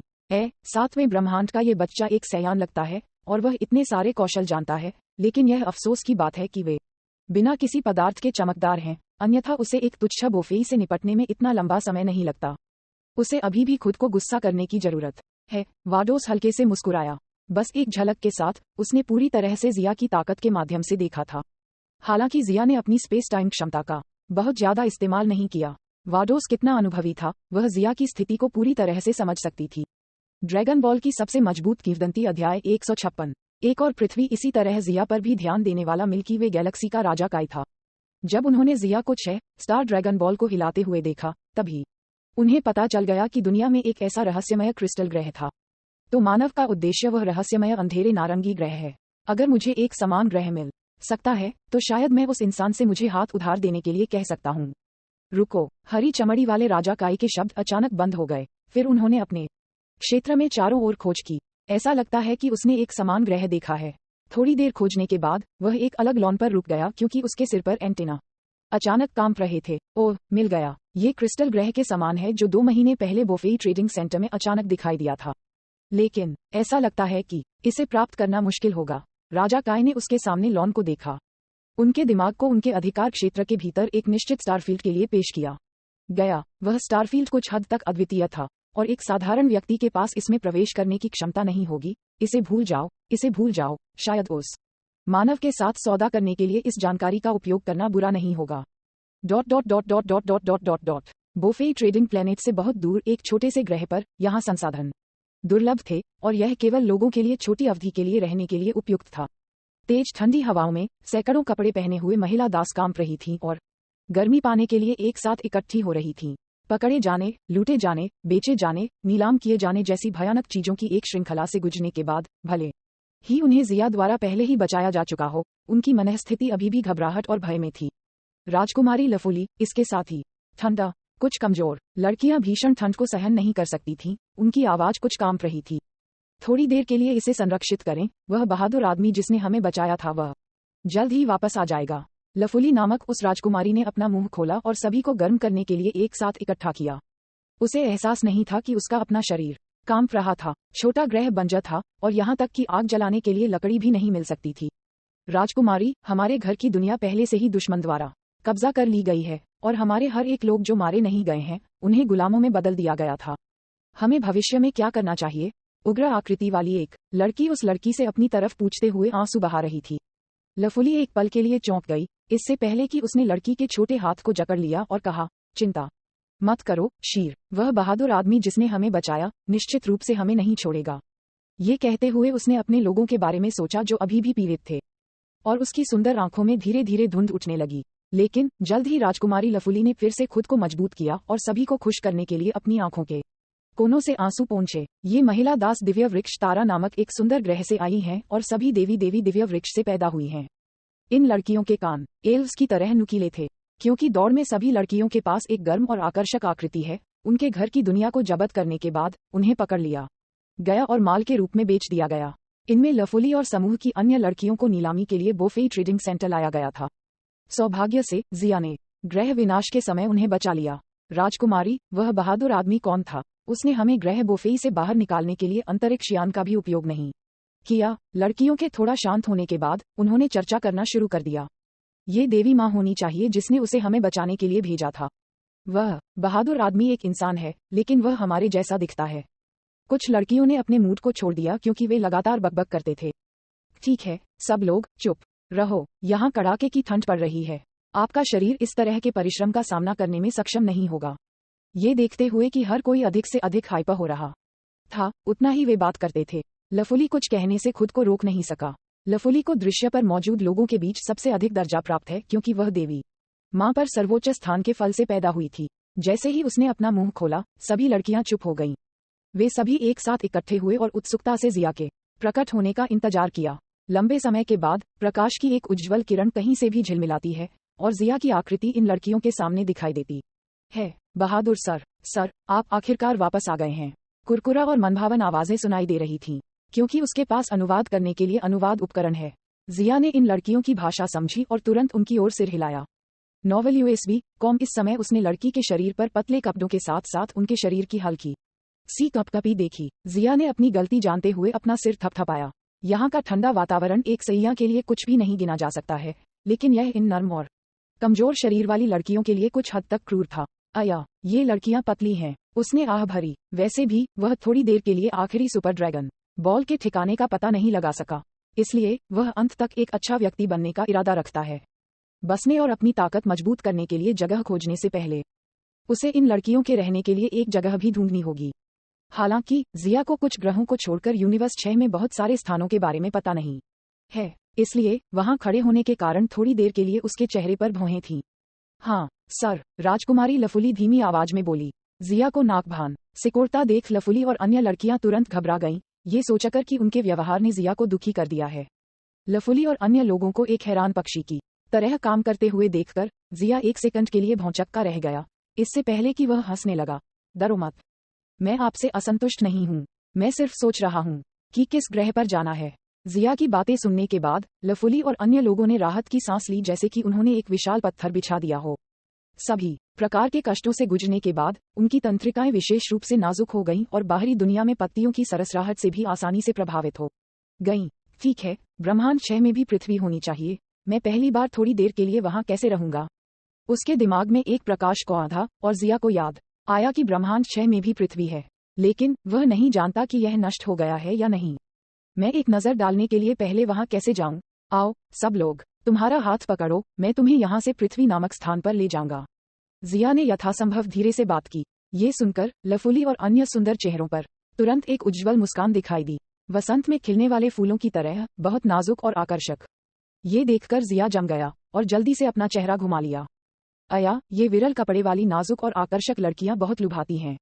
परिचित रूप से अपने हाथों को पकड़े हुए सैकड़ों लड़कियां जल्दी से एक घेरे में इकट्ठा हुईं। जिया ने सिर हिलाया और तुरंत इंस्टेंट ट्रांसमिशन लॉन्च किया, इसे प्रकाश की किरण में बदल दिया। एक लंबी दूरी तय की। छोटा बर्फीला ग्रह अचानक शांत हो गया। ... उत्तरी क्षेत्र पृथ्वी। ब्रह्मांड 6 की पृथ्वी भी उत्तरी क्षेत्र के दक्षिणी भाग में स्थित थी, लेकिन क्योंकि ब्रह्मांड समान नहीं था, सटीक स्थान कुछ विचलन के साथ समान नहीं था। एक आकाश नीले जीवन ग्रह पर एक शानदार और हरे भरे जंगल में एक दिन अचानक सैकड़ों आगंतुक बाहरी अंतरिक्ष से पहुंचे। जब वे प्रकट हुए तो वे प्रकृति पर हावी ताजा सुगंध को सूंघ सकते थे और उनके दिलों में एक ताजा भावना उभर आई थी। शायद हल्की बारिश हुई थी, बारिश के पानी की कुछ बूंदें अभी भी पत्तियों पर थीं। एक हवा चली और बारिश का पानी पत्तियों को जमीन पर गिरा दिया, जो धूप की रोशनी के तहत उज्ज्वल और सुंदर रंगों का उत्सर्जन करता था। सूरज पेड़ की चोटियों से गुजरा ही था और बुलंद पर्वत श्रृंखला के बीच धुंध की एक पतली परत उठ गई। सर जिया, क्या ये पृथ्वी है? ये बहुत सुंदर है। लड़कियों की हंसती हुई आवाज सुनी जा सकती थी, उनके शब्द खुशी से भरे हुए थे। प्रकृति में लिपटे होने की इस भावना ने लफुली और अन्य लोगों को बेहद खुश कर दिया। हाँ, ये पृथ्वी होनी चाहिए। जिया बहुत सारी चीजों से घिरा हुआ था। यहाँ का वातावरण बिल्कुल वैसा ही था जैसा यूनिवर्स 7 की पृथ्वी का था। तो ये पृथ्वी होनी चाहिए। आप सभी पहले यहाँ प्रतीक्षा करें, मैं जाकर तुम्हारे लिए कुछ कपड़े ले आता हूँ। जिया ने उन्हें देखा और कहा। ये सभी लड़कियां बहुत कम कपड़े पहने हुए थीं। ये सार्वजनिक नैतिकता के लिए हानिकारक है। मुझे पहले उनके लिए कुछ कपड़े लाने चाहिए। हम आपको परेशान कर रहे हैं, सर जिया। लफुली की आवाज कृतज्ञता से भरी हुई थी। जिया ने उन पर एक झलक ली और फिर तुरंत उनकी आंखों के सामने गायब हो गया। कुछ ही समय पहले जिया महिलाओं के कपड़ों से भरे हुई पोई कैप्सूल के साथ लौटी। जब वह बाहर गया तो उसने इस धरती की स्थिति को भी आसानी से चेक कर लिया था। कुल मिलाकर ब्रह्मांड 6 की पृथ्वी और ब्रह्मांड 7 की पृथ्वी के बीच बहुत अंतर नहीं है। दोनों निम्न स्तरीय ग्रह हैं और मुख्य रूप से मनुष्यों द्वारा कब्जा कर लिया गया है। हालांकि यूनिवर्स 6 की धरती पर मार्शल आर्ट में प्रशिक्षण का सामान्य वातावरण थोड़ा अधिक तीव्र प्रतीत होता है और मार्शल आर्ट का स्तर भी थोड़ा अधिक है। ड्रैगन बॉल की सबसे मजबूत किंवदंती अध्याय 157 लाभ या हानि। यूनिवर्स 7 की तुलना में यूनिवर्स 6 की पृथ्वी की समग्र ताकत निस्संदेह अधिक शक्तिशाली थी, लेकिन ऐसा लगता है कि आंतरिक स्कूलों के मतभेदों के कारण पृथ्वी के मार्शल आर्ट समूह बिल्कुल सामंजस्यपूर्ण नहीं थे। वे कई विरोधी ताकतों में विभाजित थे जो एक दूसरे से अंतहीन रूप से लड़ रहे थे। लेकिन इनका जिया से कोई लेना देना नहीं है। वह बस अस्थायी रूप से यहाँ रहने और अपनी ताकत को मजबूत करने का इरादा रखता है। बोफेई के साथ लड़ने से पहले जिया बहुत गंभीर रूप से घायल हो गया था, इसलिए सेंजू बीन्स के साथ अपनी चोटों को ठीक करने के बाद उनकी युद्ध शक्ति में स्पष्ट रूप से सुधार हुआ था। अब वह मानता है कि यह 1 मिलियन अंक से अधिक हो गया है। उसकी ताकत में इन अचानक वृद्धि के लिए उसे इसे मास्टर करने और इसे स्थिर करने के लिए कुछ समय बिताने की आवश्यकता होती है। अपनी नजरें दूर रखते हुए उसने लफुली और अन्य लड़कियों को कपड़े दिए। जल्द ही कपड़े बदलने की सरसराहट की आवाजें सुनी जा सकती थीं। शर्मिंदा होकर जिया बहुत दूर चला गया। सर, जिया, हम बदल गए हैं, नर्म और कुरकुरा आवाज में बोलते हुए लफुली बिल्कुल नए कपड़े पहने हुए चला गया। उसके सामने एक साथ खड़ी सैकड़ों भव्य कपड़े पहने लड़कियों का दृश्य, खासकर जब ये लड़कियां सुंदर एल्व्स थीं, वसंत में खिलने वाले सैकड़ों फूलों की तरह था। बस आकर्षक। जिया ने उन्हें देखा और सिर हिलाया, कहा, पृथ्वी का वातावरण बहुत अच्छा है, आप सभी को पहले यहाँ बसना चाहिए। हाँ सर जिया, लफुली ने सिर हिलाया। राजकुमारी लफुली को सिर हिलाते देख लड़कियों ने उसके नेतृत्व का पालन किया और एक एक करके सहमत भी हो गईं। इन लड़कियों को जंगलों से प्यार लगता है और जिया ने ये भी महसूस किया कि लड़कियों को शहर में लाना वास्तव में सुरक्षित नहीं था। इसलिए वह उन्हें पास के जंगल को खोजने के लिए ले गया जो हलचल वाली सभ्यता से बहुत दूर था। उन्हें बसाने का इरादा था। एक खुले मैदान में पहुंचने पर जिया ने उनमें से एक को बाहर निकालने से पहले आयामी अंतरिक्ष से हुई पोई कैप्सूल का एक छोटा बॉक्स निकाला और इसे चालू करने के बाद बाहर फेंक दिया। धुएं के झोंके के साथ कई शानदार विला अचानक स्पष्ट खुले मैदान के ऊपर दिखाई दिए। वे कई विला सभी 3 मंजिला इमारतें थीं। कुछ 100 लोगों को समायोजित करने के लिए इतनी सारी इमारतों के लिए कोई समस्या नहीं होगी। लफुली और अन्य लोगों की चकित आंखों के नीचे अपने कमरे की ओर जाने से पहले जिया ने उन कई विला की ओर इशारा करते हुए कहा, आप पहले यहाँ रहते हैं, अन्य चीजों के लिए हम बाद में बात कर सकते हैं। राजकुमारी लफुली, क्या ये जादू है? एक ही पल में इतने सारे घर कैसे दिखाई दिए? जिया के चले जाने के बाद कई लड़कियों ने हर जगह चारों ओर देखा। इसे एक नवीनता महसूस हुई क्योंकि वे बकबक कर रहे थे। शायद ये किसी तरह की तकनीक है। लफुली ने गहरी सांस लेने से पहले थोड़ी देर तक चुपचाप घूरकर कहा, इससे कोई फर्क नहीं पड़ता। चूंकि सर जिया ने हमारे लिए यहाँ रहने की व्यवस्था की थी, इसलिए हमें उनकी इच्छा का पालन करना चाहिए। हाँ राजकुमारी, लड़कियों ने सिर हिलाया। जियाया के बारे में, नायक जिसने उन्हें भेड़ियों की मांद से बचाया, वे अपने दिल के नीचे से कृतज्ञता से भरे हुए थे। इसलिए वे सभी लफुली की आज्ञा के तहत बस गए। दूसरी तरफ जिया के अपने कमरे में प्रवेश करने के बाद उसने पहले गर्म पानी चालू किया और बाथरूम में आराम से स्नान किया। पानी के गर्म और ठंडे उचित तापमान ने तुरंत उसके शरीर की थकान को दूर कर दिया। हालांकि लड़ाई के बाद शारीरिक थकावट को सेंजू बीन्स द्वारा पहले ही दूर कर दिया गया है, मानसिक थकान अभी भी जमा हो गई है। बाथटब में जिया ने अपनी मुट्ठी भींच ली और अपने शरीर के भीतर बहने वाली विशाल बढ़ती ताकत को महसूस किया। उसकी चमकती आंखों में एक उज्ज्वल चमक चमक उठी। बोफेई के साथ लड़ने से उनकी युद्ध शक्ति 1.04 मिलियन तक बढ़ गई है। वृद्धि की सीमा को छोटा नहीं माना जा सकता है। तुरंत उसने अपनी मुट्ठी ढीली कर दी और अंदर से सोचा, इस बार बोफेई के साथ मेरी लड़ाई वास्तव में खतरनाक थी। अगर मैं चकमा देने के लिए अंत में इंस्टेंट ट्रांसमिशन लॉन्च नहीं कर रहा होता, तो ये भविष्यवाणी करना वास्तव में मुश्किल है कि मैं जीवित रहता या मर जाता। हालांकि मैंने इस बार वास्तव में एक गलती की, बोफेई को मेरे खिलाफ साजिश रचने दिया। झगड़े के दौरान गलतियां करना अक्सर घातक होता है, खासकर एक महत्वपूर्ण लड़ाई में। इस बार के खतरे ने जिया के लिए खतरे की घंटी बजा दी है। आप लड़ाई के दौरान किसी भी समय अपने गार्ड को कम नहीं कर सकते। यह एक सबक है जो उन्होंने गलती से सीखा था। मैंने लड़ाई के दौरान कुल मिलाकर 3 सेंजू बीन्स लिए, लेकिन केवल पहले सेंजू बीन ने मेरी युद्ध शक्ति को कई गुना बढ़ा दिया, जबकि बाद के 2 बार मेरी ताकत में वृद्धि किए बिना केवल मेरी शारीरिक शक्ति और ऊर्जा को बहाल किया गया। जिया ने ध्यान से संक्षेप में बताया। सयान का संविधान ऐसा है कि उनकी ताकत मृत्यु के करीब गंभीर चोटों के बाद कई गुना आगे बढ़ सकती है। हालांकि ये स्पष्ट रूप से पिछले संचय की आवश्यकता है। निकट मृत्यु की चोटों से प्रभाव एक स्विच को खोलने और बंद करने की तरह थे जो पहले जमा सभी क्षमताओं को उत्तेजित करता है, बजाय अंतहीन रूप से टूटने के। मूल काम में कुछ उदाहरण हैं जहां सोन गोकू और वेगेटा ने सेंजू बीन्स का उपयोग तोड़ने के लिए किया था, चाहे वह प्लेनेट नेमेक्स सागा, एंड्रॉयड सागा या बाद में माजिन बुयू सागा हो। सेंजू बीन्स का उपयोग केवल शारीरिक शक्ति को पुनर्प्राप्त करने के लिए किया गया था और प्रशिक्षण में सफलता नहीं मिली। लेकिन निकट मृत्यु की सफलताएं भी बेहद खतरनाक स्थितियां हैं। कोई गलती से मर सकता है, इसलिए ईमानदारी से अभ्यास करना सबसे अच्छा है। इसे ध्यान में रखते हुए जिया ने अपनी स्पेस टाइम क्षमता के बारे में भी सोचा। लड़ाई में उन्होंने मूल रूप से अपनी किसी भी क्षमता का उपयोग नहीं किया था।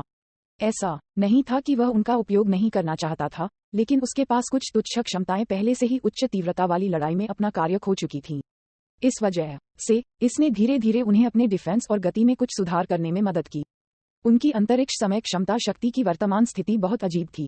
उच्च स्तरीय झगड़े में उपयोगी नहीं है, लेकिन निम्न स्तरीय झगड़े में उपयोग करने की कोई आवश्यकता नहीं है। जब इंस्टेंट ट्रांसमिशन बोफेई जैसे मजबूत विशेषज्ञ का सामना करता है, तो दुश्मन की आभा अंतरिक्ष में हस्तक्षेप करने के कारण सफलता दर सुनिश्चित करना मुश्किल होता है। एक बड़े कदम के रूप में अंतरिक्ष समय क्षमता की शक्ति, हालांकि विशाल है, बहुत ऊर्जा खपत भी है, और इसे हल्के से उपयोग नहीं किया जा सकता है। और यह बिंदु प्रतीत होता है कि सेंजू बीन्स का उपयोग करके हल नहीं किया जा सकता है। एक बार स्पेस शेकल्स और स्पेस टाइम फ्रीज जैसे मूव्स का उपयोग किया जाता है तो बोफेई जैसे विशेषज्ञों से स्वाभाविक रूप से आसानी से निपटा जा सकता है। हालांकि चूंकि इस तरह के कदमों के लिए ऊर्जा की खपत बहुत बड़ी है, इसलिए बोफेई से निपटने के दौरान किसी भी तरह इसका उपयोग करने के लायक नहीं था।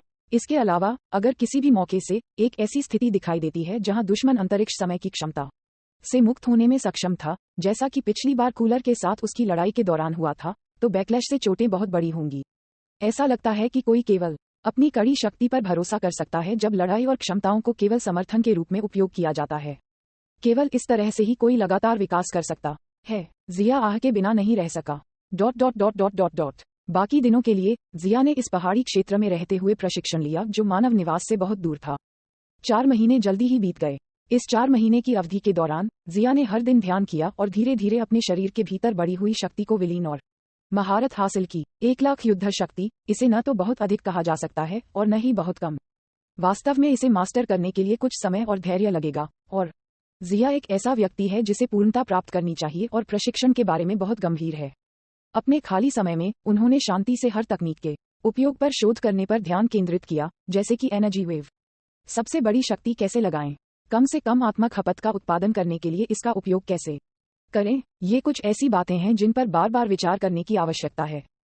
ठीक वैसे ही जैसे प्राचीन लोगों ने बारूद बनाया था, शुरुआत में मोटे अनुपात से लेकर बाद में काले बारूद के अनुपात और फिर उच्च तीव्रता वाले विस्फोटकों के अनुपात तक, किस पर सावधानीपूर्वक शोध नहीं किया गया था। स्वाभाविक रूप से जिसके पास स्थायी संपत्ति है उसके पास दृढ़ता है। ठोस आधार होने के बाद ही वह धैर्यपूर्वक शोध कर पाएगा, लेकिन उसे उस नींव का पूरी तरह से उपयोग करने के लिए गहन ज्ञान की आवश्यकता होगी। novelUSB.com इसे छोटे तरीके से कहें तो बड़े पैमाने पर कहते हुए ये कौशल है, यह मार्शल आर्ट है। इसी तरह इन कई महीनों के बीत जाने के बाद लफी और डिवाइन ट्री स्टार की अन्य लड़कियां भी आखिरकार अपने दिलों में छाया से बाहर निकल आईं। पृथ्वी पर उनका जीवन धीरे धीरे प्रफुल्लित हो गया और धीरे धीरे उनके चेहरे पर मुस्कान बढ़ गई। एक दिन लाफुली ने जिया से एक सूखी और छोटी सेंजू बीन ली और इसकी जांच की। उसने इसे अपने होठों के बगल में रखा। उसके सफेद दांत हल्के से काट रहे थे और उसके मुंह के अंदर प्रचुर मात्रा में प्राकृतिक जीवन शक्ति फैल गई। आपको क्या लगता है, क्या आपने कुछ सीखा है? जिया चला गया और लफुली को अपने मुंह में सेंजू बीन के साथ सोच में खोया हुआ देखकर पूछा। सर जिया। लफुली जल्दी से उठ खड़ा हुआ। मुझे बताओ कि तुम्हें क्या लगता है? जिया ने उसकी ओर हाथ हिलाया। वह ये भी उत्सुक था कि क्या इस प्राकृतिक अल्फ लड़की ने कुछ सीखा था। लफुली के चेहरे पर एक सुंदर ब्लश दिखाई दिया जब वह बोल रही थी। ऐसा लगता है कि यह सेंजू बीन विशेष तरीकों से पकाया गया है। ये स्वाभाविक रूप से नहीं बढ़ता है और इसमें एक अजीब पदार्थ होता है, इसलिए इसमें उपचार और दर्द को दूर करने के जादुई प्रभाव होते हैं। ये सिर्फ इतना है कि ये प्रभाव एक कीमत के साथ आते हैं, लाफुली ने निश्चितता के साथ कहा। जिया ने अपना सिर हिलाया। कीमत के बिना कुछ भी प्राप्त नहीं किया जा सकता है। सेंजू बीन्स को अल्ट्रा डिवाइन वाटर का उपयोग करके उगाया जाता है और अल्ट्रा डिवाइन वाटर एक अत्यधिक विषाक्त औषधीय पानी था जो क्षमता विकसित करने के अलावा अत्यधिक खतरनाक था। आगे बढ़ो। लफुली को बोलना जारी रखने का संकेत देते हुए जिया ने थोड़ा सा उसकी ओर सिर हिलाया। जब सेंजू बीन चोटों को ठीक कर रहा है तो यह वास्तव में शरीर की क्षमता का एक हिस्सा खा रहा है जो उपचार के लिए एक प्राकृतिक बल में बदल जाता है। यह अनिवार्य रूप से सेंजू बीन का उपयोग करने के बाद कुछ समय के लिए ताकत में वृद्धि को धीमा कर देगा। लफुली ने निश्चितता के साथ कहा। जैसा कि दिव्य वृक्ष के फल से प्राकृतिक एल्स का जन्म हुआ था, वह विशेष रूप से सेंजू बीन्स के प्रभावों के प्रति संवेदनशील थी। और चूंकि सर जिया जैसे सयान में स्वाभाविक रूप से बड़ी क्षमता है, भले ही गंभीर चोटों के बाद सेंजू बीन का सेवन उनकी क्षमता का एक हिस्सा उपभोग करेगा, फिर भी यह उनकी ताकत को बहुत बढ़ा सकता है, लेकिन फिर उन्हें जमा करने के लिए लंबे समय की आवश्यकता होगी। सेंजू बीन्स निश्चित रूप से सयन को अपनी ताकत बढ़ाने के लिए मजबूर नहीं कर सकते हैं। मृत्यु के निकट त्वरित वसूली के बदले में घटती क्षमता, यह वैसा ही था जैसा जिया ने अनुमान लगाया था। ये सिर्फ इतना है कि बहुत अधिक सेंजू बीन्स खाने से भविष्य के प्रशिक्षण मुश्किल हो जाएंगे, जैसे शुरू में जब एक गंभीर चोट को ठीक होने में 6 महीने की आवश्यकता हो सकती है। हालांकि सेंजू बीन्स आपको एक पल में ठीक करने की अनुमति दे सकता है, लेकिन कीमत उत्तरार्ध या प्रशिक्षण समय के 1 वर्ष के लिए धीमी वृद्धि है। लाभ या हानि है या नहीं, यह एक व्यक्ति से दूसरे व्यक्ति में भिन्न होगा। उन लोगों के लिए जो गंभीर रूप से घायल हैं और मृत्यु के करीब हैं, ये स्वाभाविक रूप से एक लाभ होगा, लेकिन उन लोगों के लिए जिन्हें ठीक होने के लिए केवल थोड़ी शारीरिक शक्ति और थोड़ी देर के लिए आराम का उपयोग करना पड़ता है, यह निस्संदेह एक बड़ा नुकसान है। ऐसा लगता है कि भविष्य में अगर गंभीर रूप से घायल और मृत्यु के करीब नहीं है तो उसे बहुत सारे सेंसू बीन्स नहीं खाने चाहिए। जिया की भौहें तन गईं क्योंकि उसे अचानक आत्मज्ञान का पता चला। ड्रैगन बॉल की सबसे मजबूत किंवदंती अध्याय 158 विभिन्न पवित्र टॉवर। ठीक है, क्या इस समय के दौरान पृथ्वी पर आपका जीवन आरामदायक रहा है? जिया ने पूछा। इन दिनों जिया ट्रेनिंग में लीन थी। उन्होंने इन अल्फ लड़कियों पर बहुत कम ध्यान दिया था, केवल इस लफुली व्यक्ति के साथ बातचीत कर रहे थे। धन्यवाद सर जिया, हम अच्छे हैं, लफुली ने मुस्कुराते हुए कहा। पृथ्वी पर जीवन को बहुत आरामदायक माना जा सकता है, लेकिन इसमें उनके घर की दुनिया जैसा वातावरण नहीं है। वे हमेशा अपने घर की दुनिया के बारे में चिंतित रहे हैं जिस पर एलियंस ने कब्जा कर लिया था। पता नहीं देवी माँ और अन्य बहनों को क्या हो गया है। लफुली ने एक सांस ली। उनकी किस्मत काफी अच्छी मानी जा सकती है क्योंकि वे शक्तिशाली और दयालु सर जिया से मिले। बाकी बहनें शायद इतनी भाग्यशाली नहीं रही होंगी। शायद उन्हें अन्य एलियंस द्वारा बेच दिया गया था। जिया ने लड़की के नाजुक चेहरे को देखा और शिलिंग और मायर्स के बारे में सोचने से खुद को रोक नहीं सका। मैं कुछ समय के लिए दूर रहा हूँ और मुझे अभी भी आखिरी सुपर ड्रैगन बॉल की कोई खबर नहीं है। शायद उसे वापस जाना चाहिए। लड़की के सिर को धीरे से थपथपाते हुए जिया ने कहा, लफुली, आपको बहुत चिंतित होने की जरूरत नहीं है। जब मेरे पास समय होगा तो मैं बाद में एक नज़र डालने के लिए आपके घर जा सकता हूँ और यदि आवश्यक हो तो हाथ उधार दे सकता हूँ। सच में, धन्यवाद सर जिया। लफुली की सुंदर आंखें अचानक चमक उठीं। उसका उज्ज्वल और सुंदर छोटा चेहरा उत्साह से भरा हुआ था, तुरंत जीवंत हो गया। माम, जिया ने उसे देखा और हल्के से सिर हिलाया। ओह, वैसे मैं कहीं बाहर जा रहा हूँ, मैं ये जगह तुम्हारे लिए छोड़ दूंगा। यदि कोई जंगली जानवर या इंसान आता है तो उनसे बचाव करना याद रखें।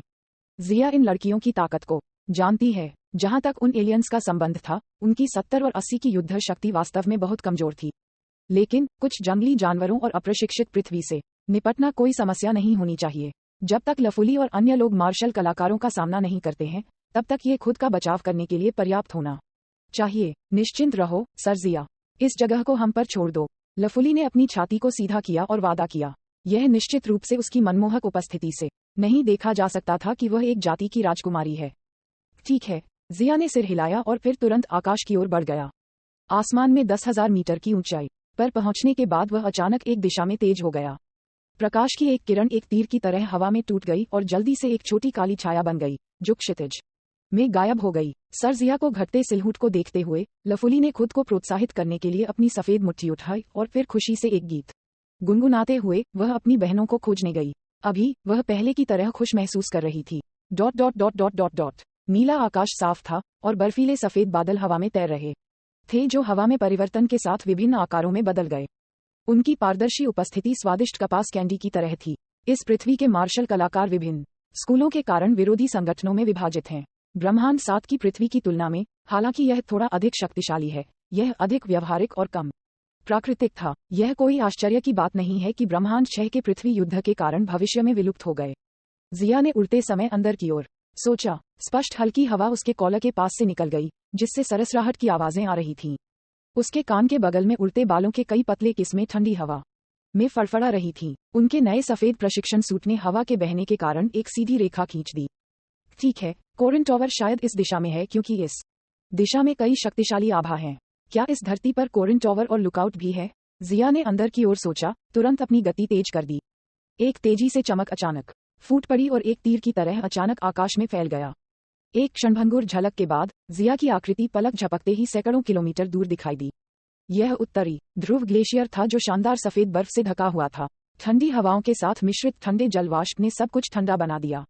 पहाड़ों, नदियों और जंगलों के बीच बर्फ के टुकड़े लटक रहे थे। उनका दृश्य पूरी तरह से बर्फ सफेद आइसिकल्स से ढका हुआ था। सूरज की रोशनी के नीचे ऐसा लग रहा था कि वह बच्चों की परियों की कहानियों में बर्फ और बर्फ की दुनिया में प्रवेश कर गया है। ये वास्तव में कोरिन की पवित्र भूमि से अलग है। ब्रह्मांड 7 की पृथ्वी में कोरिन की पवित्र भूमि उत्तरी गोलार्ध में जंगल के एक विशाल मैदान में स्थित थी, जबकि यह जगह स्पष्ट रूप से उत्तरी ध्रुव में बर्फ की भूमि थी। हालांकि सफेद बर्फ से ढकी अजीब पर्वत चोटियों के बीच जिया ने आसमान में एक विशाल स्तंभ देखा, जो बादलों से गुजरने के बाद गायब हो गया। यहाँ एक पवित्र टॉवर भी है और टॉवर के ऊपर कई शक्तिशाली आभा हैं। जिया मुस्कुराया और जल्दी से टॉवर के पीछे ऊपर की ओर उड़ गया। ये कोरिन टॉवर के समान एक विशाल टॉवर था, लेकिन कुछ मतभेदों के साथ टॉवर को एक पंचकोणीय सिलेंडर की तरह आकार दिया गया था, जिसमें परतों को दूसरे के ऊपर सुपरइम्पोज किया गया था। टॉवर लगभग 1 मीटर चौड़ा था। प्रत्येक परत 10 डिग्री वर्टेक्स कोण से बाहर निकली हुई है। प्रोट्रूशियंस अंदर एक चाप के आकार की नाली बनाते हैं। हर 3 या 4 मीटर की दूरी पर एक ट्यूब के आकार की विभाजन रेखा होगी, जैसे कई बड़े नट्स एक साथ ढेर होते हैं। टॉवर को विभिन्न अजीब यूनिफॉर्म पैटर्न और टेढ़े मेढ़े रहस्यमय पात्रों के साथ उत्कीर्ण किया गया था। कोरिन टॉवर के समान लेकिन शैली में अलग। मोटे तौर पर आकलन करने के बाद जिया ने टॉवर के साथ ऊपर की ओर पीछा किया और कुछ ही सेकंड में टॉवर के शीर्ष पर पहुंच गया, जो एक चतुर्भुज क्यूब था। शिव जिया ने टॉवर में कदम रखा और पाया कि अंदर एक दुबला बूढ़ा आदमी था। ये पवित्र टॉवर का संरक्षक था, कोरिन के समान। उसकी युद्ध शक्ति मजबूत नहीं है, लगभग 400। एक इंसान के लिए ये बुरा नहीं है, जिया ने अंदर से सोचा। रहस्यमय युवक तुम हो? जिया को अचानक टॉवर के ऊपर दिखाई देते हुए पवित्र टॉवर के संरक्षक कुछ आश्चर्यचकित थे। फिर भी जब उसने दूसरे व्यक्ति को सीधा और बेखौफ खड़ा देखा, न तो घमंडी और न ही विनम्र, और अपने माथे के बीच एक नेता के स्वभाव को प्रकट करते हुए, वह दूसरे के मूल के बारे में उत्सुक था। एक शीर्ष विशेषज्ञ बूढ़े अभिभावक चौंक गए। ऐसा विचार अचानक उसके दिल में को आधा। लेकिन क्या दुनिया में इस तरह के एक युवा विशेषज्ञ होना संभव है? आपको इस बात की परवाह करने की जरूरत नहीं है कि मैं कौन हूँ, बूढ़े आदमी। जिया की अभिव्यक्ति उदासीन थी क्योंकि उसने इसे फेंकने से पहले एक सेंजू बीन निकाला था। क्या आपके पास यहाँ ऐसा कुछ है? गार्डियन ने देखा कि युवक ने पतली हवा से एक बीन निकाली और उसके चेहरे पर चौंकाने वाले भाव और भी भारी हो गए। उसने जल्दी से सेंजू बीन ले लिया और अपना सिर हिलाने से पहले थोड़ी देर के लिए इसे देखा। मुझे खेद है, मैंने पहले कभी इस तरह की बीन नहीं देखी है। नॉवल यूएसबी कॉम, क्या यहाँ कोई सेंजू बीन्स नहीं है? ये देखकर कि दूसरी पार्टी झूठ नहीं बोल रही है, जिया ने अपना सिर हिलाया। उसे सेंजू बीन को वापस लेना शर्मनाक लगा, इसलिए वह सीधे टॉवर से कूद गया और लुकआउट की ओर और भी ऊपर की ओर उड़ गया। शायद वहाँ कुछ अलग हो सकता है। आप इस सेंजू बीन ले सकते हैं। दूर से एक अस्पष्ट आवाज आई। ये सुनकर दुबला अभिभावक जल्दी से टॉवर के किनारे पर गया और ऊपर देखा, लेकिन वह अब उस आदमी के सिलहूट को नहीं देख सका। वह युवक कौन था? जब वह मेरे सामने खड़ा था तो मेरे शरीर में की बेहोश होकर क्यों कांप रहा था? टावर के संरक्षक के चेहरे पर बेत पर झुकते हुए एक भ्रमित भाव था, लेकिन जल्द ही उसने भारी आह भरी। आजकल पृथ्वी के मार्शल कलाकारों के बीच संघर्ष तेज हो गए हैं और यह संभव है कि किसी भी समय युद्ध छिड़ जाए। इस समय धरती पर अचानक एक ऐसा रहस्यमय विशेषज्ञ सामने आया है। पता नहीं यह आशीर्वाद है या अभिशाप। ड्रैगन बॉल की सबसे मजबूत किंवदंती अध्याय 159। राजा काई से पहली बार मुलाकात। पवित्र टॉवर के ऊपर आकाश खाली और शांत था। यहाँ हवा असामान्य रूप से पतली थी और हजारों मील तक नीले आकाश के साथ, यहाँ तक कि एक भी बादल बहुत दुर्लभ था। विशाल और स्पष्ट आकाश में नीले आकाश के बीच एक विशाल उल्टा शंक्वाकार पर्वत शिखर निलंबित था और अनगिनत वर्षों से है। जिया ने पाया कि यूनिवर्स 6 के पवित्र टॉवर और लुकआउट यूनिवर्स 7 की तरह नहीं थे, जो साधारण, चिकनी और गोल शैली पसंद करते हैं। इसके बजाय उनके पास तुलनात्मक रूप से कठोर किनारों और कोनों के साथ बहुभुज शैली है। वे थोड़े अधिक शक्तिशाली हो सकते हैं और शैली में थोड़ी कम छूट दे सकते हैं, जिससे ब्रह्मांड 6 पृथ्वी के मार्शल आर्ट अधिक क्रूर और अत्याचारी हो जाते हैं और विवाद और भी भयंकर हो जाते हैं। ये कहावत कि अलग अलग वातावरण अपने निवासियों में अलग अलग लक्षणों का पोषण करता है, आमतौर पर गलत नहीं है। विशाल तैरते हुए पहाड़ के अंदर, एक पहाड़ी के तल पर और एक झील के बगल में शानदार इमारतें बनाई गई थीं। इन इमारतों को पहाड़ी की तलहटी में बनाया गया था, जबकि विशाल दिव्य महल पहाड़ी की चोटी पर लंबे और सीधे खड़े थे। दिव्य महलों के नीचे शानदार जैड इमारतों का समूह धूप के नीचे और भी भव्य दिखाई दिया। पहाड़ की तलहटी में एक झरना था जो क्रिस्टल स्पष्ट पानी के साथ बह रहा था।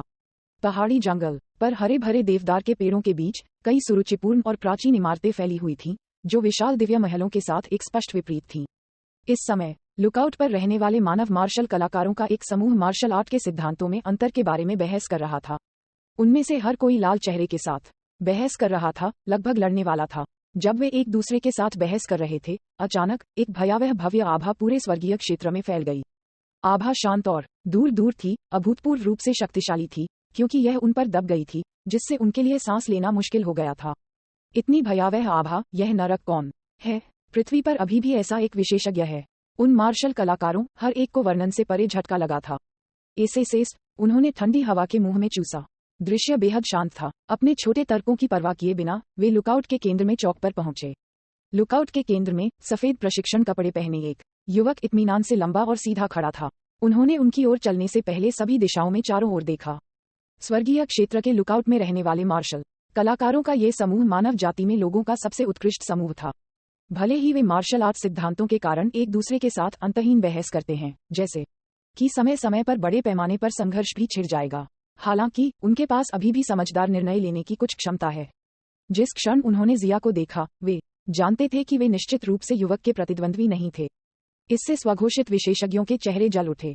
ये युवक कौन है? वे अपने दिल में उलझन में थे, लेकिन उन्होंने उपेक्षा करने की हिम्मत नहीं की और जल्दबाजी में उसका स्वागत किया। सेन, वरिष्ठ। जैसा कि वे नहीं जानते कि युवक को कैसे संबोधित किया जाए, वे लंबे समय तक सोचने के बाद केवल वरिष्ठ का उपयोग कर सकते हैं। स्वर्ग के क्षेत्र में इतने सारे लोग प्रशिक्षण कैसे ले सकते हैं? जिया ने आश्चर्य से पूछा। देखो, इस तरह की जगह जो किसी के दिल को शुद्ध करती है और लोगों की इच्छाओं को कम करती है, उसमें इतने सारे लोग नहीं होने चाहिए। लुकआउट ऑफ यूनिवर्स 7 की तरह, जहां मिस्टर पोपो और कामी के अलावा आमतौर पर मार्शल कलाकारों का वहां चढ़ना दुर्लभ है। हालांकि यहां इतने सारे लोग रहते थे कि यह एक छोटे शहर की तरह था। इन लोगों की ताकत को देखते हुए वह देख सकता था कि यह सिर्फ इतना था, लेकिन उनके क्षेत्र बहुत ऊंचे नहीं थे। अभी अभी वे स्पष्ट रूप से किसी कारण से बहस कर रहे थे, पूरे स्वर्गीय क्षेत्र को अराजक बना रहे थे और इन मार्शल आर्ट नेताओं से प्रभावित, यहाँ तक कि निचले क्षेत्र का क्रम भी पूरी तरह से गड़बड़ हो गया। तुम में से कौन कामी है? जिया ने पूछा। कामी, मानव मार्शल कलाकारों ने थोड़ी देर के लिए खाली देखा और पूछने से पहले एक दूसरे को देखा। कामी क्या है? तुम कामी को जानते भी नहीं हो। आप यहाँ ट्रेनिंग करने कैसे आए?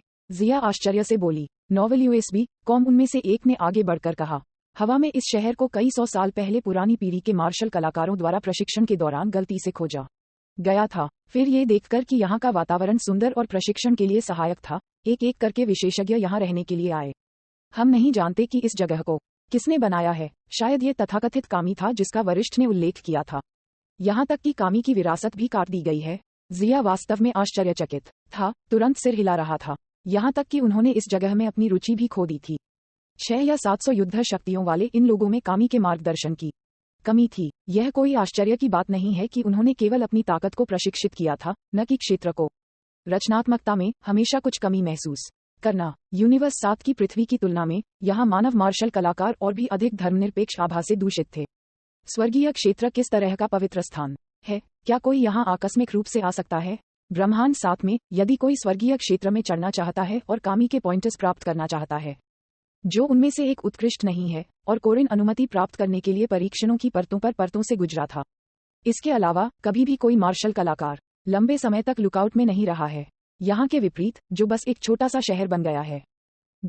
इसे भूल जाओ, मुझे वापस जाना चाहिए। जिया शुरू में ये देखना चाहता था कि ब्रह्मांड 6 का पवित्र टॉवर और स्वर्गीय क्षेत्र किस तरह का जादुई स्थान है। अब ऐसा लगता है कि यह पूरी तरह से एक धर्मनिरपेक्ष स्थान में बदल गया है। जिया को मुड़कर जाते देख, उन मार्शल कलाकारों को जो स्वर्गीय क्षेत्र में रहते हैं, एक दूसरे को देखते थे, लेकिन वे जाकर उसे नहीं रोके। यहाँ तक कि उसके जाने के कारण राहत महसूस कर रहे थे। यह अच्छा है कि यह युवक जा रहा है। यदि वह रहता है, तो कौन जानता है कि वह स्वर्गीय राज्य का मालिक बनने का फैसला करता है। जिया स्वर्गीय क्षेत्र में उड़ गया।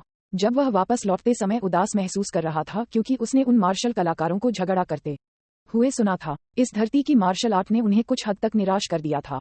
मजबूत होने के बावजूद ये पहले से ही भटक गया है। ये महत्वाकांक्षी और आक्रामक मानव जाति जल्द या बाद में उनके हाथों में नष्ट हो जाएगी।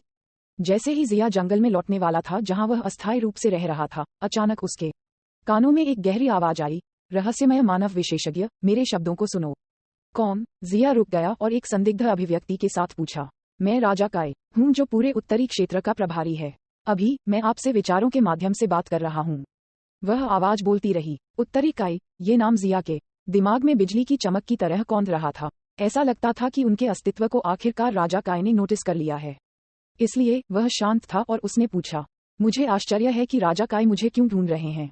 काय के रूप में जो आकाशगंगा के 1/4 के प्रभारी हैं, उत्तरी काय की स्थिति को अलग थलग और दूरस्थ कहा जा सकता है, और कामी के समान लोगों को जीवन भर राजा काय से मिलने का कोई मौका नहीं है।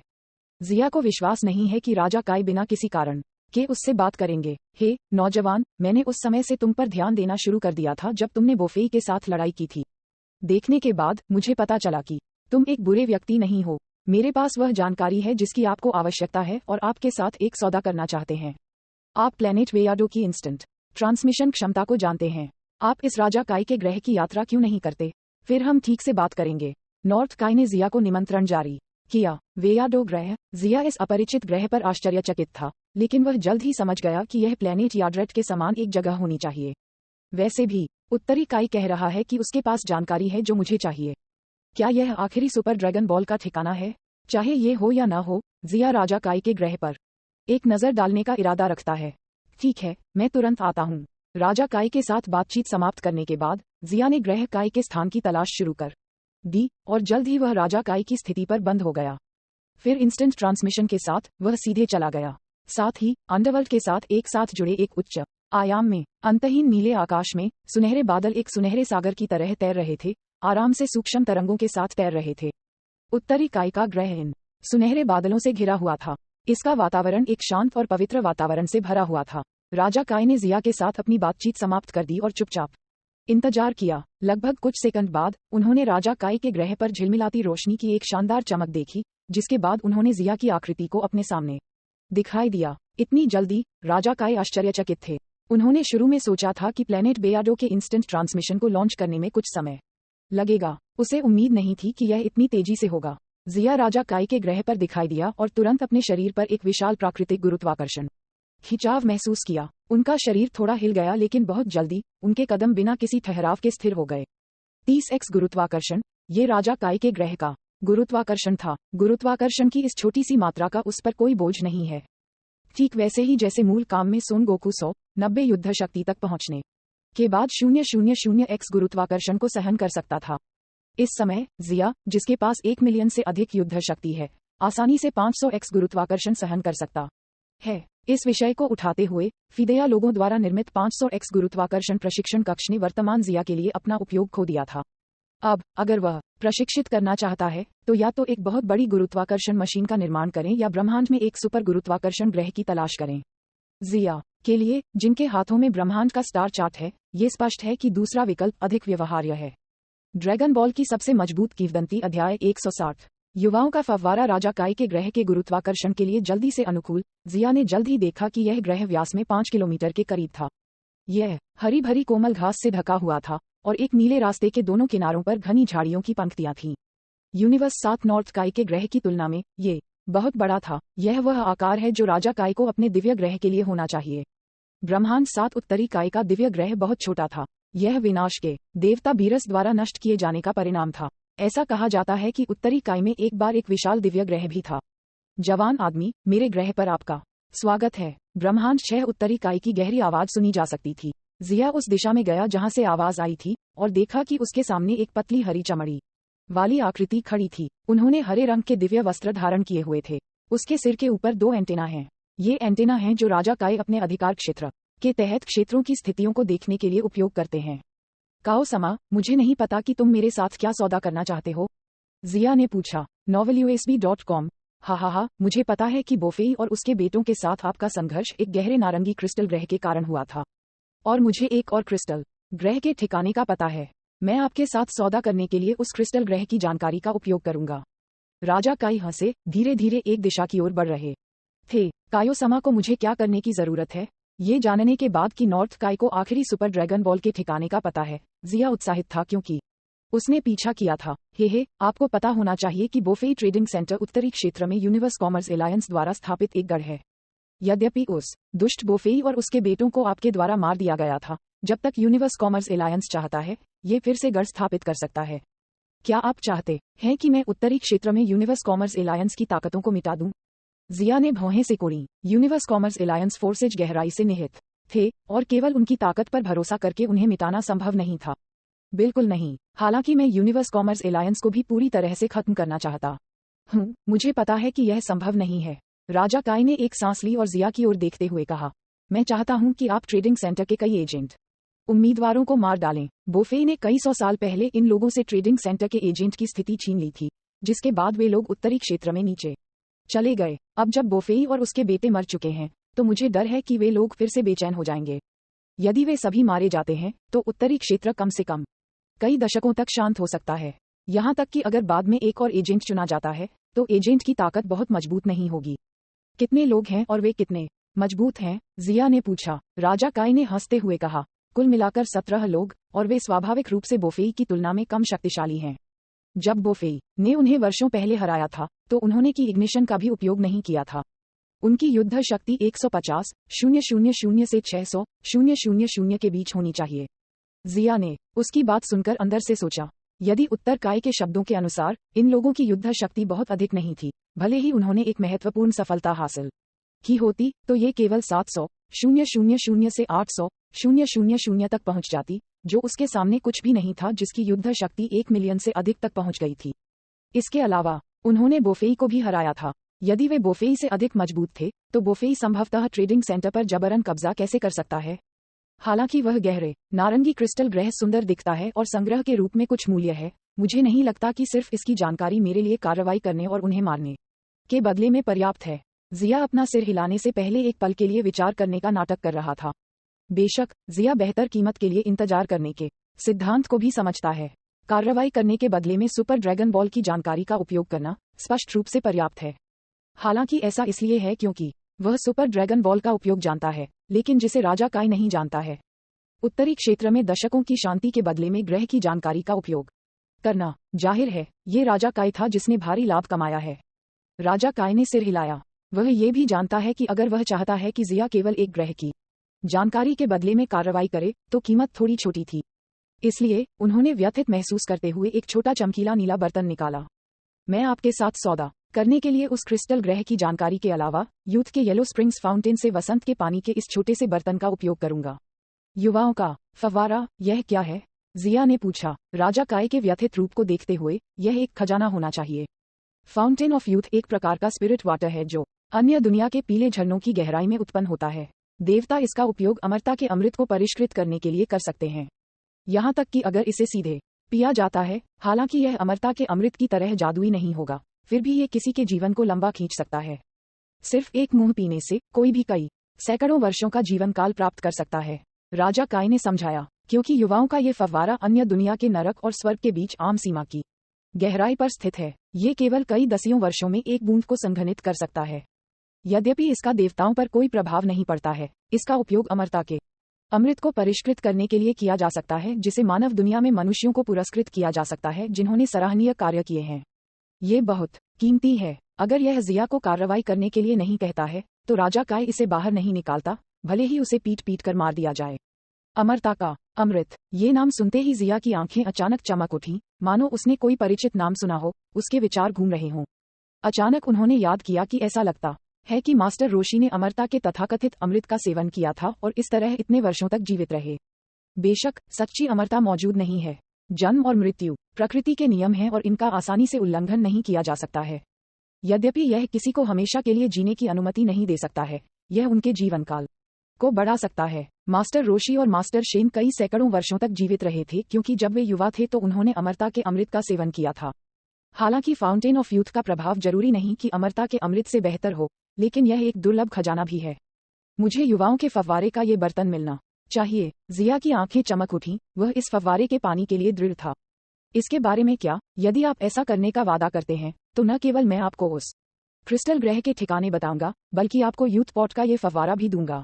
राजा काय ने उस छोटे चमकीले नीले बर्तन को उठाते हुए पूछा, जो फव्वारे ऑफ यूथ से भरा था। ठीक है, लेकिन आपको पहले मुझे क्रिस्टल ग्रह का स्थान बताना होगा। जिया ने सहमति व्यक्त करते हुए अपना सिर हिलाया। जिया को सहमत देखकर राजा काय ने राहत की सांस ली और दूर एक लॉन की ओर इशारा करते हुए कहा, क्रिस्टल ग्रह का स्थान है। किसी विशेष कारण से उस स्थान से कोई सिग्नल प्रसारित नहीं किया जा सकता है।